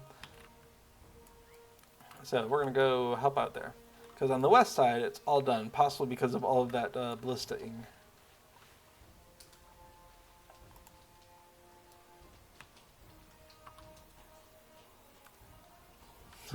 Versus they're still coming, but they're not important. Well, perhaps not. I'm going to go take a look from the high vantage point of this catapult. Yep, we can actually see a few more waves coming. Oh, I see more advancing on the west.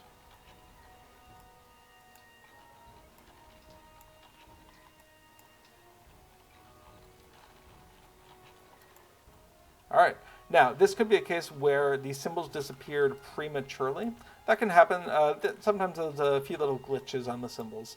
And so if that happens, there's no symbols, but there still seems to be activity, just go to the last place they were, which for us are those inner gullies. And, you know, see if there's activity there. All right, that reticule barely touches them. I'm going to see what happens. Oh, I was able to defeat 6 warriors. That's satisfying. So let's go check on some soldiers. Now, Rose is over here on the eastern side, so I'm going to go back to the western side so it's not undefended.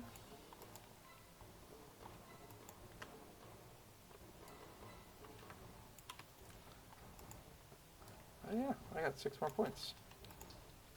Once you spend 5 points in a level, just like your normal trait points, you unlock the next level. So I'm going to go ahead and put trait points there.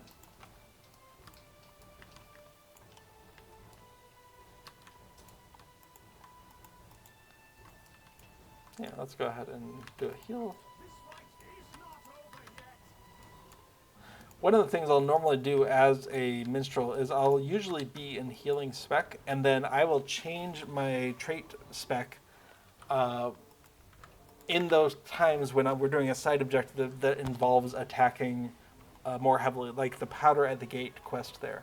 I would have, as I was running, gone ahead and respec'd to a damage form, swapped out my damage weapons for my healing weapons, and by the time I'm down there, I'm ready to be a healer, a damage person contributing to the battle, and then swap back as I come back.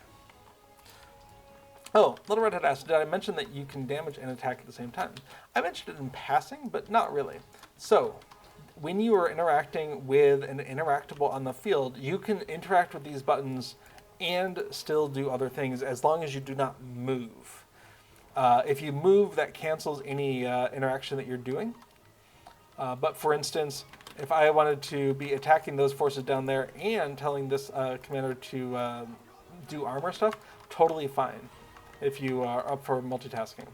And for a better example, let's go on over to the catapult.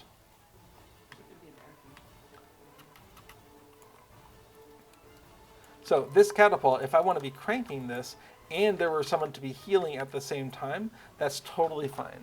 So we can see I'm healing myself, or I could be healing a nearby NPC soldier while I'm cranking the catapult. That's no problem. And they combine very nicely if you are building a siege equipment. Okay, it looks like we completed this. If you're building siege equipment, then you are filling up its morale bar. And whether it makes sense or not, healing skills will help with that. So you can be using your healing skills, including ones with inductions, while you're doing the building of the siege equipment to build it faster. It doesn't necessarily make sense from a suspension of disbelief perspective, but mechanistically, things are built when their morale is full, and you are allowed to heal them. Okay, so we got a notification that Helm's Dike was complete. When the epic battle is complete, there's the sort of a teardown process where you're going to be told it's complete, your quests are going to go away. Some number of seconds later, you're going to get a pop-up like that window that gives you a summary of your completions. And in this case, it's pointing out that I got some iron and silver stuff, or copper and silver stuff, and that passed into a gold reward.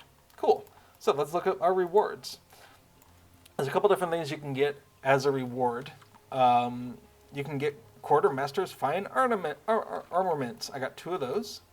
You can get actual just items, and you can get a gift of Rohan. If we crack open that gift of Rohan, I got Stars of Merit, which can be traded with Epic Battle Traders. And I got another earring, and the Quartermaster's Fine Armaments, when I crack those open, I got Stars of Merit, and I got this Greater Essence of Will. Awesome. Unfortunately, it has a maximum level of 140, but that's okay. The equipment that you get generally is scaled to your level. So we can see here that it's a minimum level 150. It's also bound to you. So the rewards that you get, you won't be able to trade that to anyone else. And this Adept Officer's Preserving Necklace, minimum level 100. That's funny. That doesn't seem useful. Okay, so we're really looking at the Veteran Engineer's Preserving Earring. Oops, sorry. Okay, well, could I replace my Fleet Merchant's Earring now that I no longer need experience? Better will, better vitality. Critical rating goes down, but tactical mastering goes up. What does Fate do? I always forget what Fate does. Fate. Maximum power, non-combat power regen. Well, that's not helpful. So Fate's not helpful, so this would be more tactical rating, but less critical rating. My tactical mastery is only 172. What would that look like? Oh, it actually goes down. That's funny.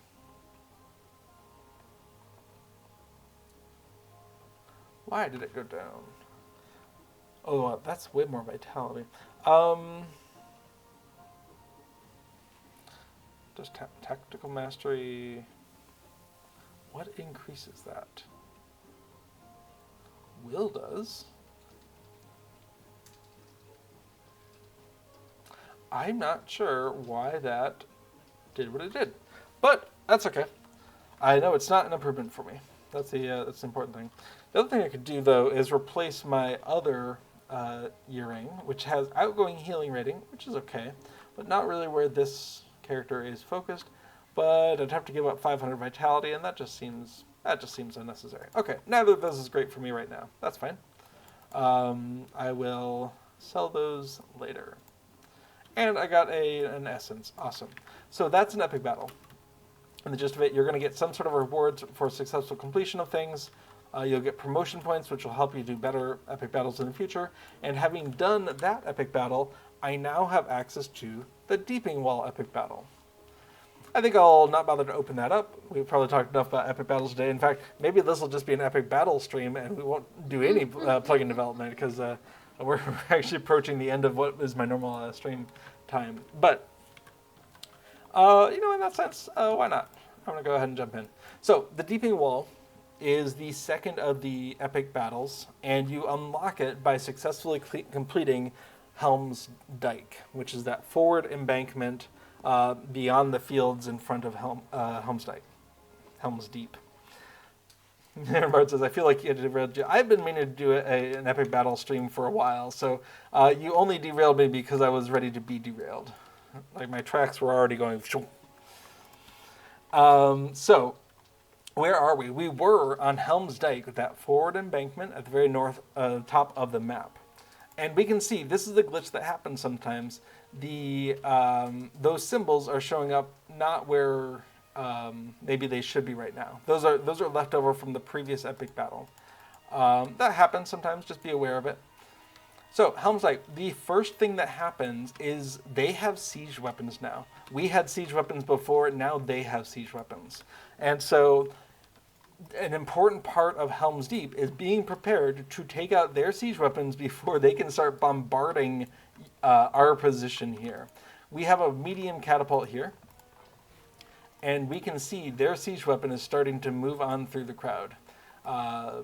So, a very important part of the beginning of the deeping wall is knowing that those catapults are coming and being prepared for them. In solo duo, there's only, I think, one catapult per wave, but in 12 person, there's 3 columns of catapults coming, and there's at least 2 each, possibly more. So there's like 6 different catapults you have to take out, and if any of them survive, they start raining down on our forces, and our forces do not like having catapult balls dropped on our heads. It does bad things for the soldiers defeated, commanders defeated, and banners burned objectives. All of them just bad things happen. But we can see it is set up so even if you don't have any engineering abilities, you are able to reach the... Hey, you're not supposed to be able to launch that. You're destroyed. Well, maybe you're not destroyed. I thought I took it out. So yes, they launched a catapult ball at us. That's not good. They can, in fact, destroy our catapult if like that. And we can see our catapult now has had 1/3 of its damage. And if our catapult is destroyed, it makes it even harder to destroy their catapults. So we'll go ahead and both repair this. Okay, that catapult is... Oh man, I am so used to having rending powder and grape shot that I'm used to taking out those catapults in a single shot. I believe it is down now. So we're going to take out some of the forces that are running at us instead.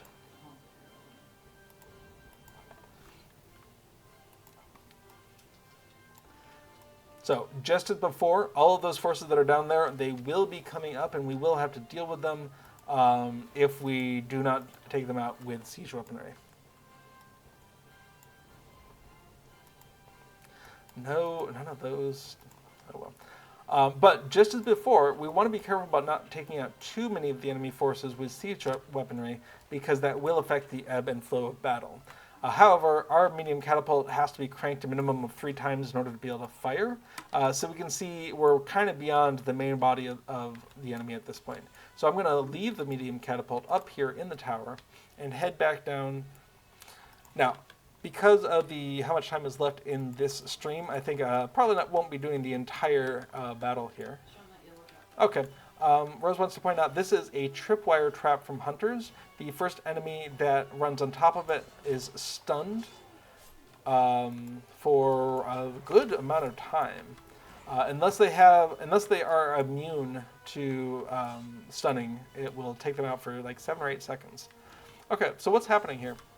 We have occasional volleys of arrows peppering our troops, so it's good to keep them healed up. We can see that they are throwing ladders against the wall. These ladders can be kicked back, and very slowly if you're a slow engineer. They are throwing grappling hooks up and using those to come up, and you can cut the rope. And this is important because you need the forces to be able to come up here in order to progress the flow of battle, but you don't necessarily want them all to come up all at the same time. Why do I not have any traps? I would like more traps, please.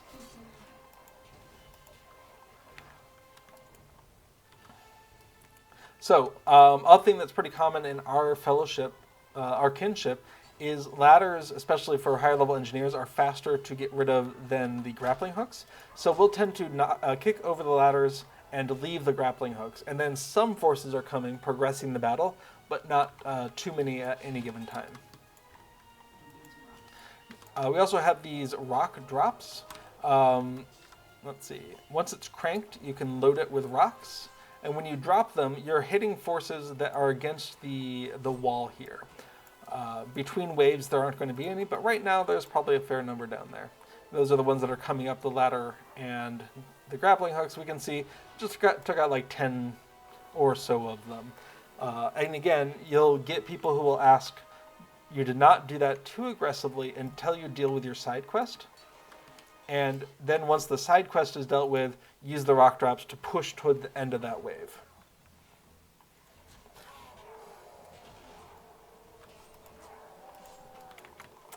Bard was asking about if hunters had a duelist spec for that was similar to minstrels being able to go to DPS or healing. And hunters really have different ways of doing DPS, but yeah. Hunters have various specs that they can do different types of damage or different styles of doing damage, but hunters they have a minimal ability to self-heal, but generally don't have the ability to heal other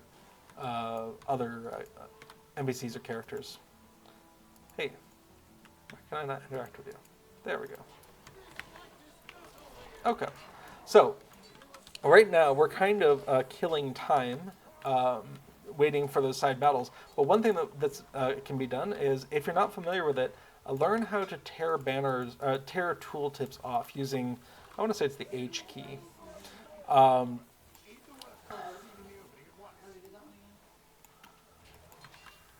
Okay, so seal the culvert opening with rocks. Protect the workers from being defeated. Awesome. So I'm going to hold off on the banner thing. We want to get downstairs. And one of the fastest ways is to just yeet ourselves off the building. There are actual stairs that you can use. Follow gambling if you're kind of lost. And the goal is, hey, there's a culvert here. We would like all these enemy forces to not be doing this.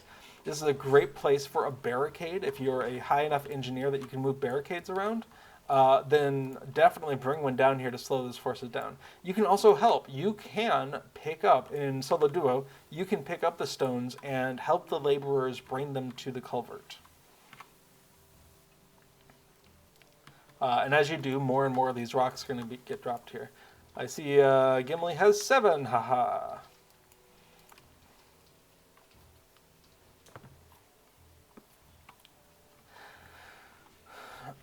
Dorm in chat asks, does this game make money?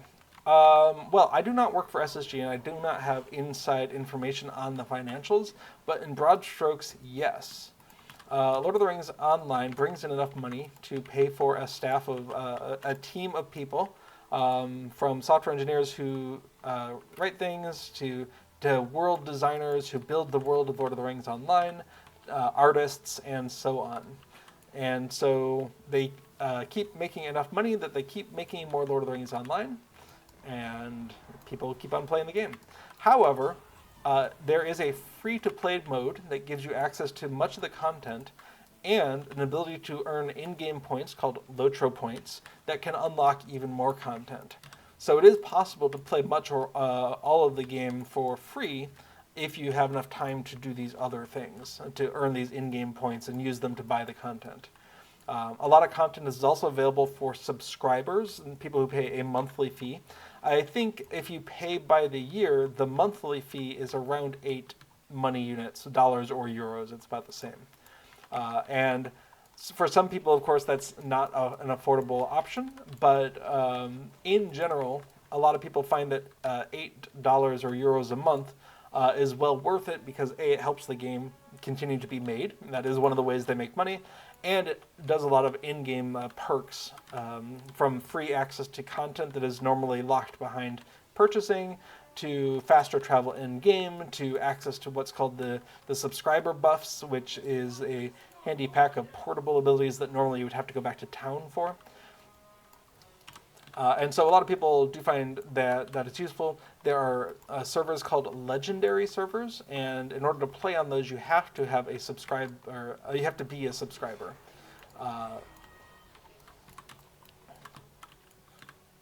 And so it's another perk. You know, you're a subscriber, then you have access to these special servers, or server in the case, because there's only one of them active right now, with plans to bring out more later this year.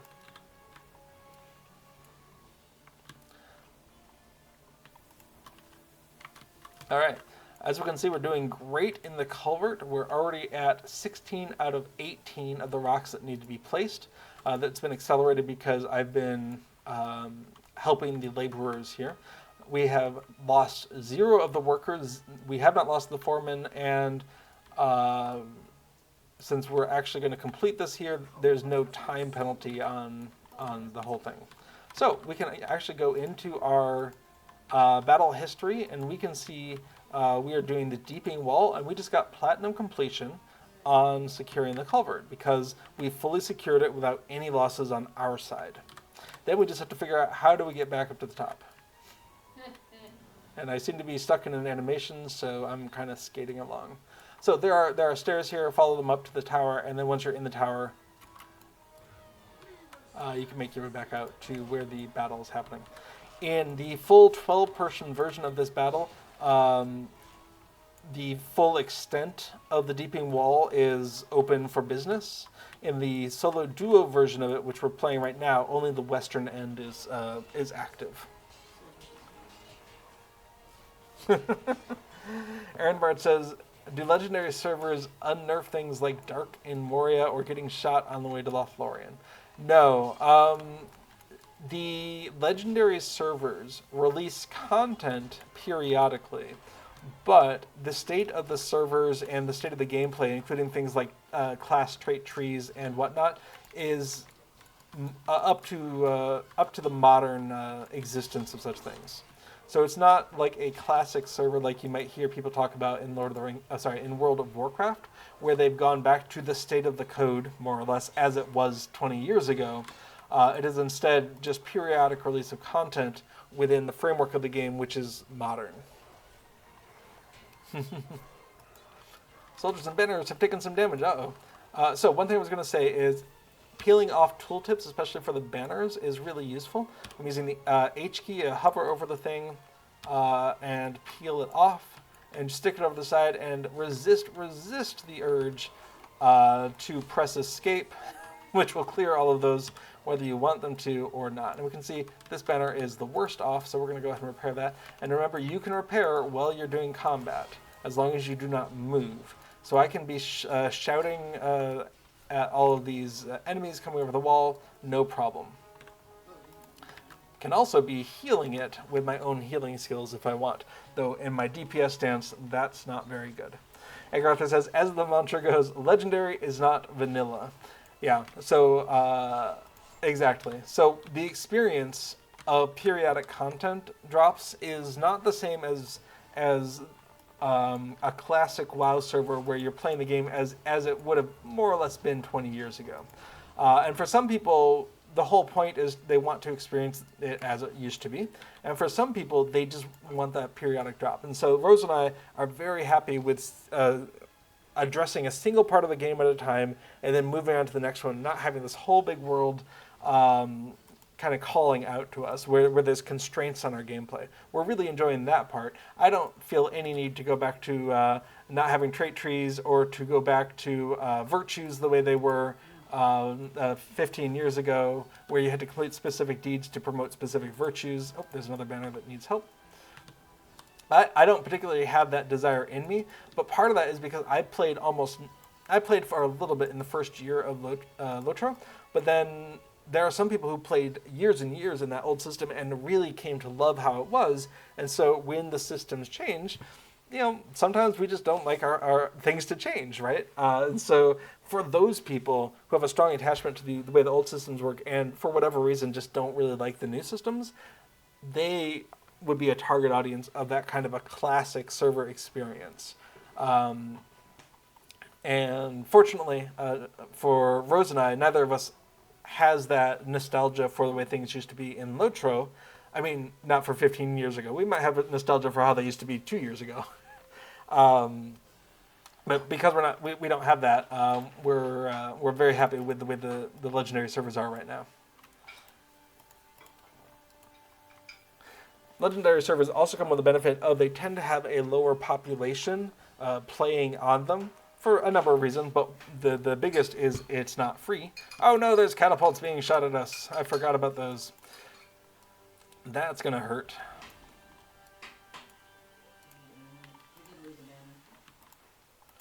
Oh, there's 2 catapults shooting at us. Well, this catapult's almost destroyed. This is going to go downhill quickly if we spend all of our time talking and less of our time fighting. Okay, so we're going to go ahead and drop a catapult on this thing. That was a good start. Unfortunately, that destroys our catapult, and it is downhill from here. I wonder if we... Oh, we can't get access to the next tower. Okay. Well, that's a bummer. But that's a good chance for us to go ahead and leave this epic battle. We got our platinum completion on one of the side objectives, and that's probably good enough for today. Are you really leaving? Yeah. Yeah, they're going to keep lobbing catapults at us. There's no way to defeat them without our own catapult, and it goes downhill from here.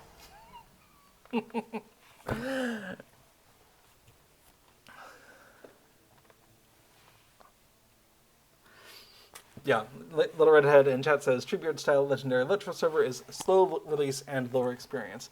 Absolutely. One of the things about... Oh, I'm not on Treebeard.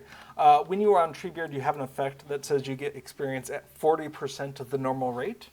And you can, if you want, combat that with some of the bonus items that you get from purchasing some of the expansions, like this Fleet Merchant's Earring that gives you plus whatever experience gain on monster kills, crafting experience, etc.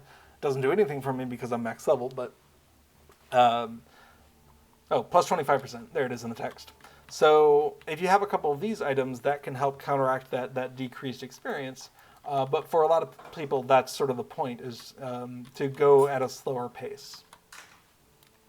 Remember, it says, I think I'm mixed in opinions. I like the new systems, but hearing the aforementioned nerfing to challenges like Gloria and Moria has made me a little sad. Well, I feel like for a lot of people, Moria, just navigating around it is challenging enough without having light problems, where you can't see as much. And Lorien, I appreciate the lore of crossing the river and getting shot by the elves if you don't already have reputation with them.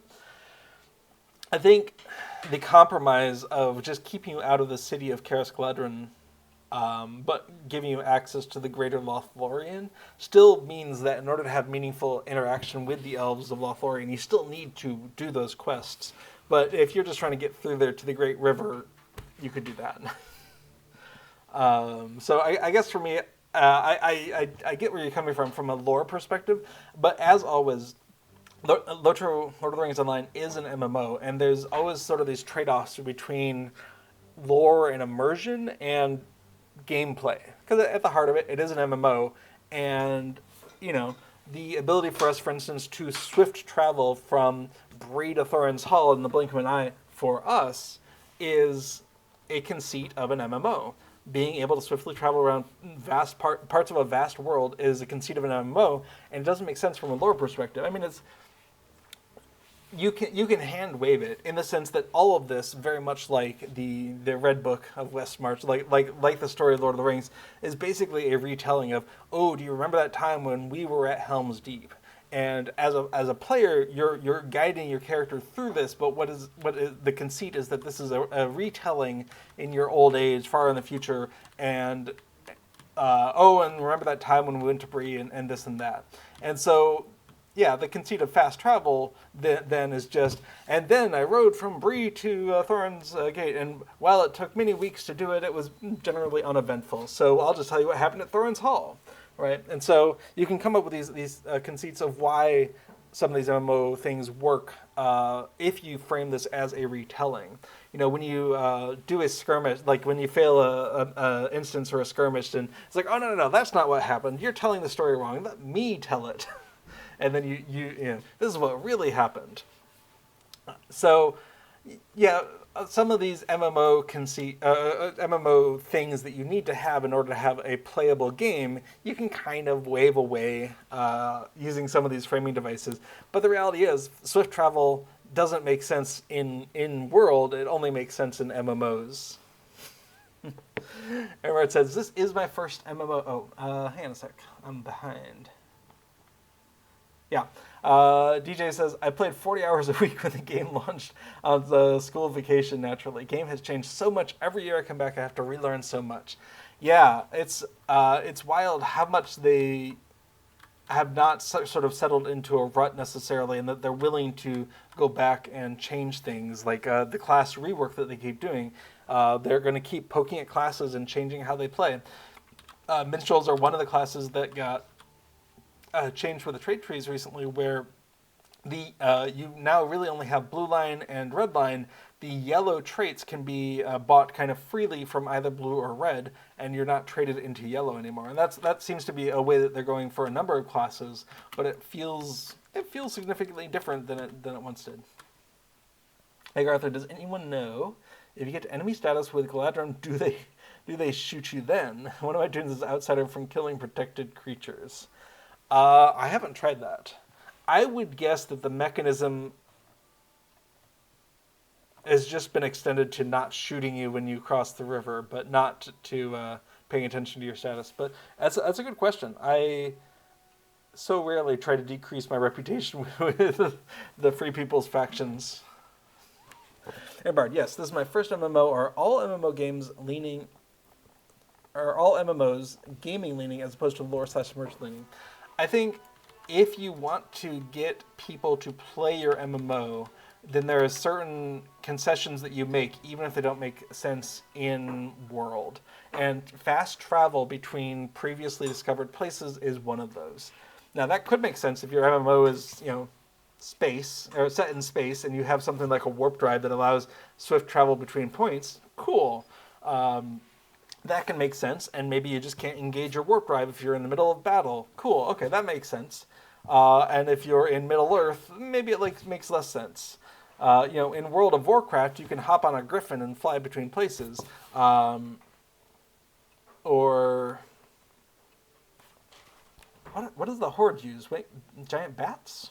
I think so. So you can connect to places that way, but within a world of Middle Earth where you have the giant eagles, but you're not going to use them for swift travel between places. But you do need swift travel in order to have more than just a couple people who are really just interested in riding a horse from one end of Middle Earth to the other uninterrupted. And there are people out there who do that, and you can do that in LOTRO. But the reality is a lot of people are much more interested in doing things in specific places than they are in riding 45 minutes from Bree to Rivendell. And then being, well, that was fun, but now I've got real life to do, so I guess I'm logging off now. So every game has to make those trade-offs. I feel like Lord of the Rings Online tends to try to do as much lore stuff as they can, and then you also have some MMO conceits that you have to engage with. It's a long ways from now, and who knows what will change between now and then. But there's an attempt by Amazon to make a Lord of the Rings themed MMO, and an interview with one of the executives there, I forget their specific status, definitely made it seem like when they had to choose between lore or gameplay, their instinct was to lean into the gameplay side of things. And that didn't sound great to Rose or myself, Little Redhead or myself, who are one of the main reasons we keep coming back to Lord of the Rings Online is the way it constructs a Middle Earth that we can run around in, and the way it is so careful about the source material. And it takes years to bring out an MMO and even more years to really make it work well. And so we'll see what Amazon's able to come up with. But that wasn't a great starting point from our points of view. If you have an intellectual property like Lord of the Rings and your instinct is to, move it to the side whenever it's inconvenient, it's like, well, why are you using this IP then? There's so many fantasy universes to build in. Why are you going to the effort of building in this IP and then being like, it's fine. We'd rather have the game do this other thing. Like that. I mean, again, there's so much time between now and when they release an actual usable product. But it gave the impression that if they were like, oh yeah, riding on Great Eagles would be a lot of fun, and they threw it in the game, like they wouldn't immediately find that anathema. Like they wouldn't be like, oh no, that's a terrible idea. You just can't do that. They might be like, oh yeah, that's fun. Let's pilot around Great Eagles. Like I don't want to put words in their mouth, and we'll see what they come up with. But that was just like, I'm glad I'm playing in a world by a company who would err on the side of lore instead of a fun gameplay mechanic when it came to like riding a Great Eagle around a racetrack or something.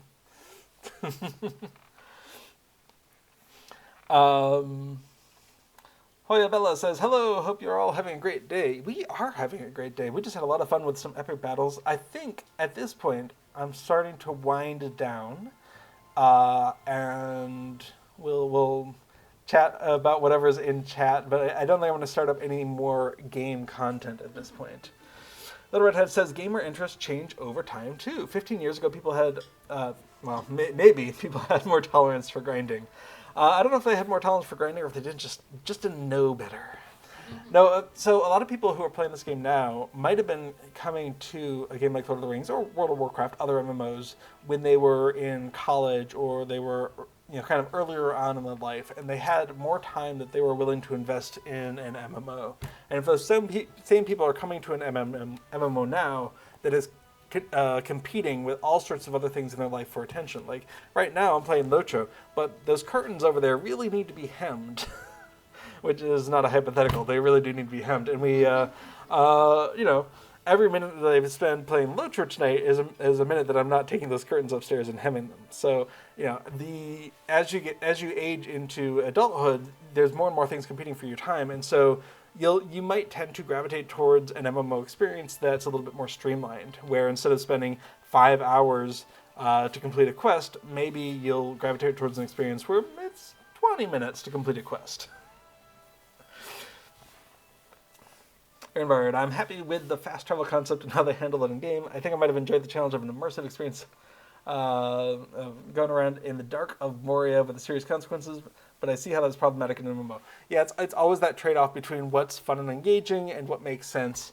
The personal light that we were playing around with earlier, you can't see it here. Let me go ahead and see if we can bounce into a Moria thing real fast. The personal light that we're talking about, wow, that just phased through that ballista. And in-game, that's Alt F10, which is kind of undiscoverable, but you can see that I have a personal light circle around me. And so if you turn that off, it feels like you still have a little bit of a dark time navigating around. This is a more light area because there's all sorts of glowing things here. But without those, yeah, you definitely have a darker experience. But if you really would like some extra light, you have that option to have a little light around you. And I think that's a reasonable compromise of, oh, you don't want that light? Turn it off, and then just whenever it gets really dark, it's dark. That's on you. So having a way to opt into a little bit easier to see, a little bit harder way to see, that seems like a reasonable compromise. Yeah, Regnier says, I'm super curious to see what a Lord of the Rings MMO with Amazon money will look like. But doubt they care about doubt that they'll care about the source material like SSG. Like I said, it's years of development behind the scenes to make an MMO. Even with the resources that Amazon has, I wouldn't expect anything for another year or two until they are ready to do something in beta. But a big part of an MMO is not just a game that you can play, but an extensive world. And so they not only have to build a game that you can load up and play and be like, hey, I'm in Breetown, but they also have to make something compelling where you're not just in Breetown, you're also able to travel all over Eriador, all over Ravanian, all over Gondor, and that takes a while to build out. You can't just be like, poof, 200,000 words of text, or 2 million words of text, and the all of the in-game elements to support it. So if you look at where Lord of the Rings Online was 16 years ago, 17 years ago at launch, which was, after a beta period, and you had parts of what we have in Eriador now, right? So you didn't have Forakel, you didn't have Angmar. I'm not even sure you had the Misty Mountains. You had North Downs. Havendim might not have even been out. So you had Eredluin, you had the Shire, you had Breland, you had the Lone Lands. I think you had Trollshaws and North Downs, but Avendim might have come later, Forakel, Angmar, Misty Mountains. So you had this small part of Eriador, and that was the release. And that was considered good enough to release a full-fledged, we're ready to put this out the door MMO. But the world has gotten bigger than then.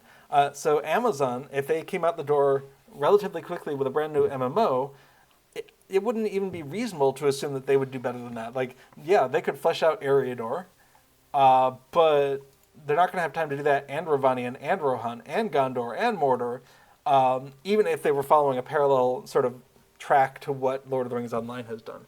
Now, there's certain constraints. If you're going to tell the story of Lord of the Rings online or Lord of the Rings in an MMO sense, in an online sense, then these are places where you kind of have to have access to in some way, and you need to follow the story of Lord of the Rings in some manner. I really like the way that that Lord of the Rings Online does it with the epic storyline. That's like, okay, this is parallel to what's happening in the book, but it's your character's experience.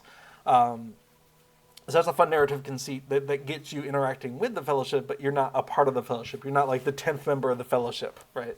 And there's reasons to go visit all the places in these areas that the Fellowship never went to. Oh, Ginger says we had Misty Mountains, but not Avondale. Thank you. Yeah.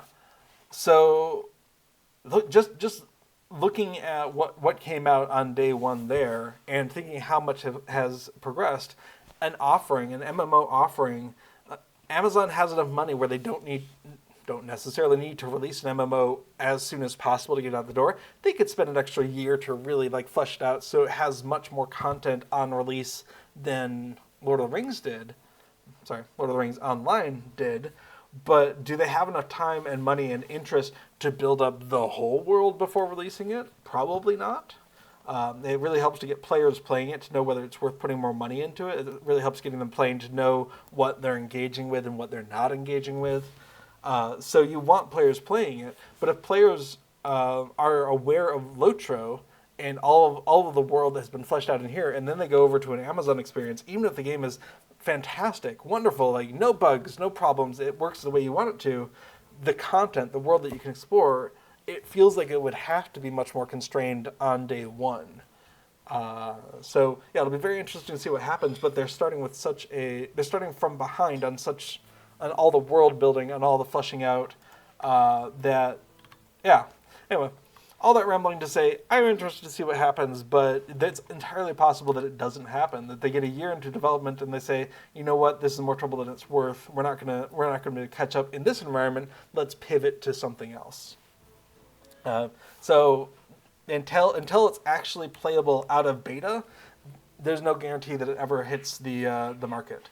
And with the current tendency of some production studios of scrapping a project for tax benefits rather than releasing it, even if it would have already been releasable, we have to keep in mind that that's the current environment for some companies.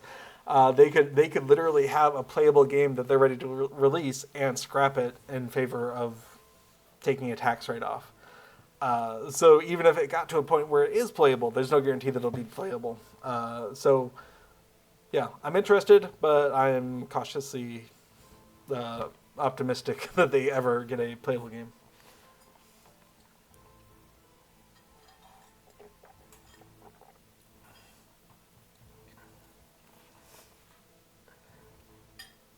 Dindrar points out Edinmore's PvMP wasn't part of the initial release. That came out about 2 years after.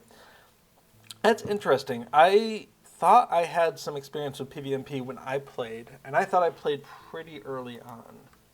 And now you've got me curious. Let's go on over to the wiki. Edinmore's. I've misspelled it. Edinmore's. There we go.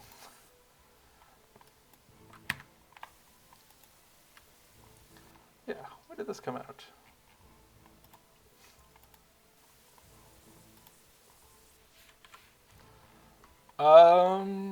We've got an edit from March 2007.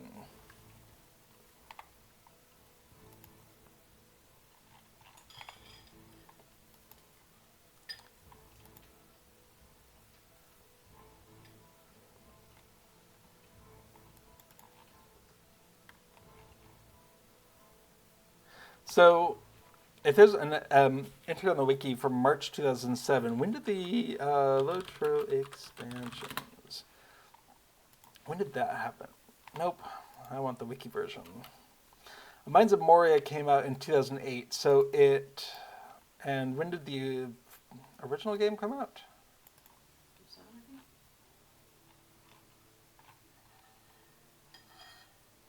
Ginger says, either that or you had to be a higher level to go there. I don't remember.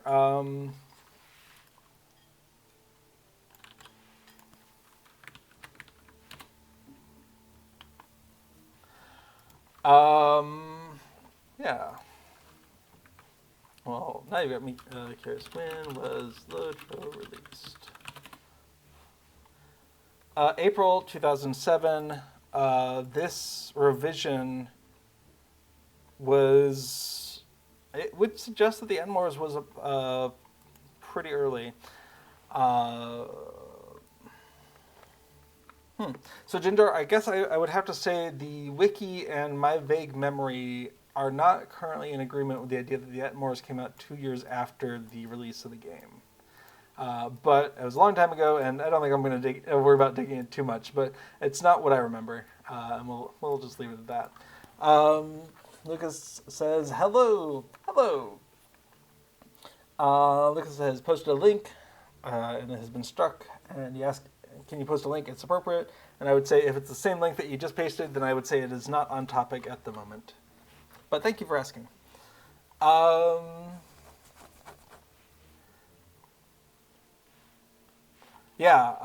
Just scrolling back up a little bit. Aaron Bard thinks SSG does do a good job much of the time with lore respect. I think so. Now, of course, they're a little off the beaten track when they're doing all of the post-War of the Rings stuff because there's less source material to draw on. But, they do what they can. Definitely.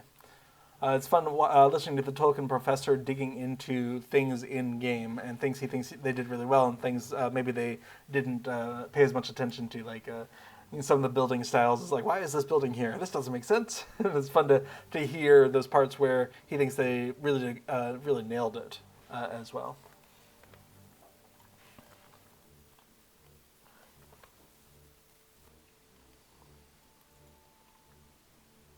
Like it says, does this game have Lake Town? It absolutely does have Lake Town. I wonder if I have Lake Town. Oh,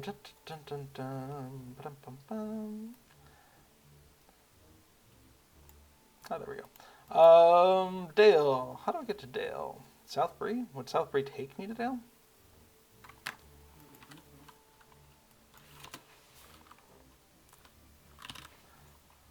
No.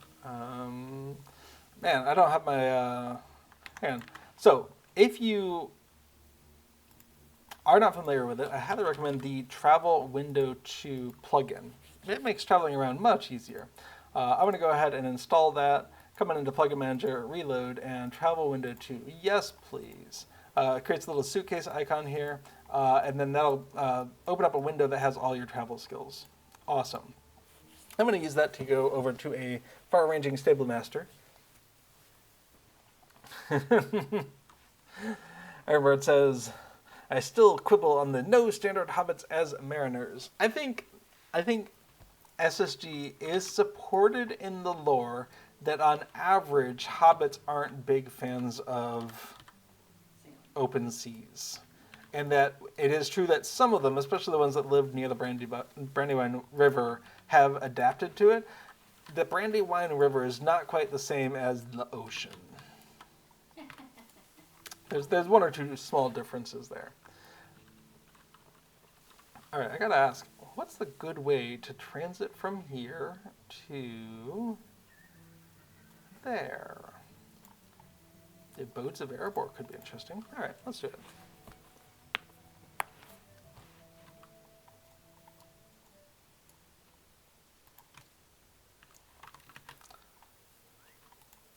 All right, is it near the door? Whoa.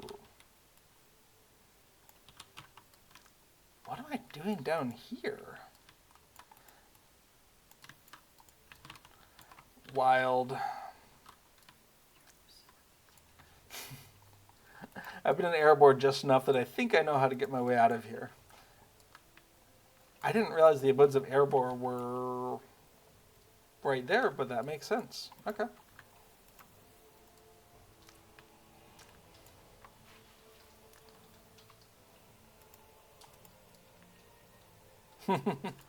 Amber says Bilbo is quoted as saying Gandalf was responsible for lads and lasses having adventures, including going off to sea and sailing to distant shores.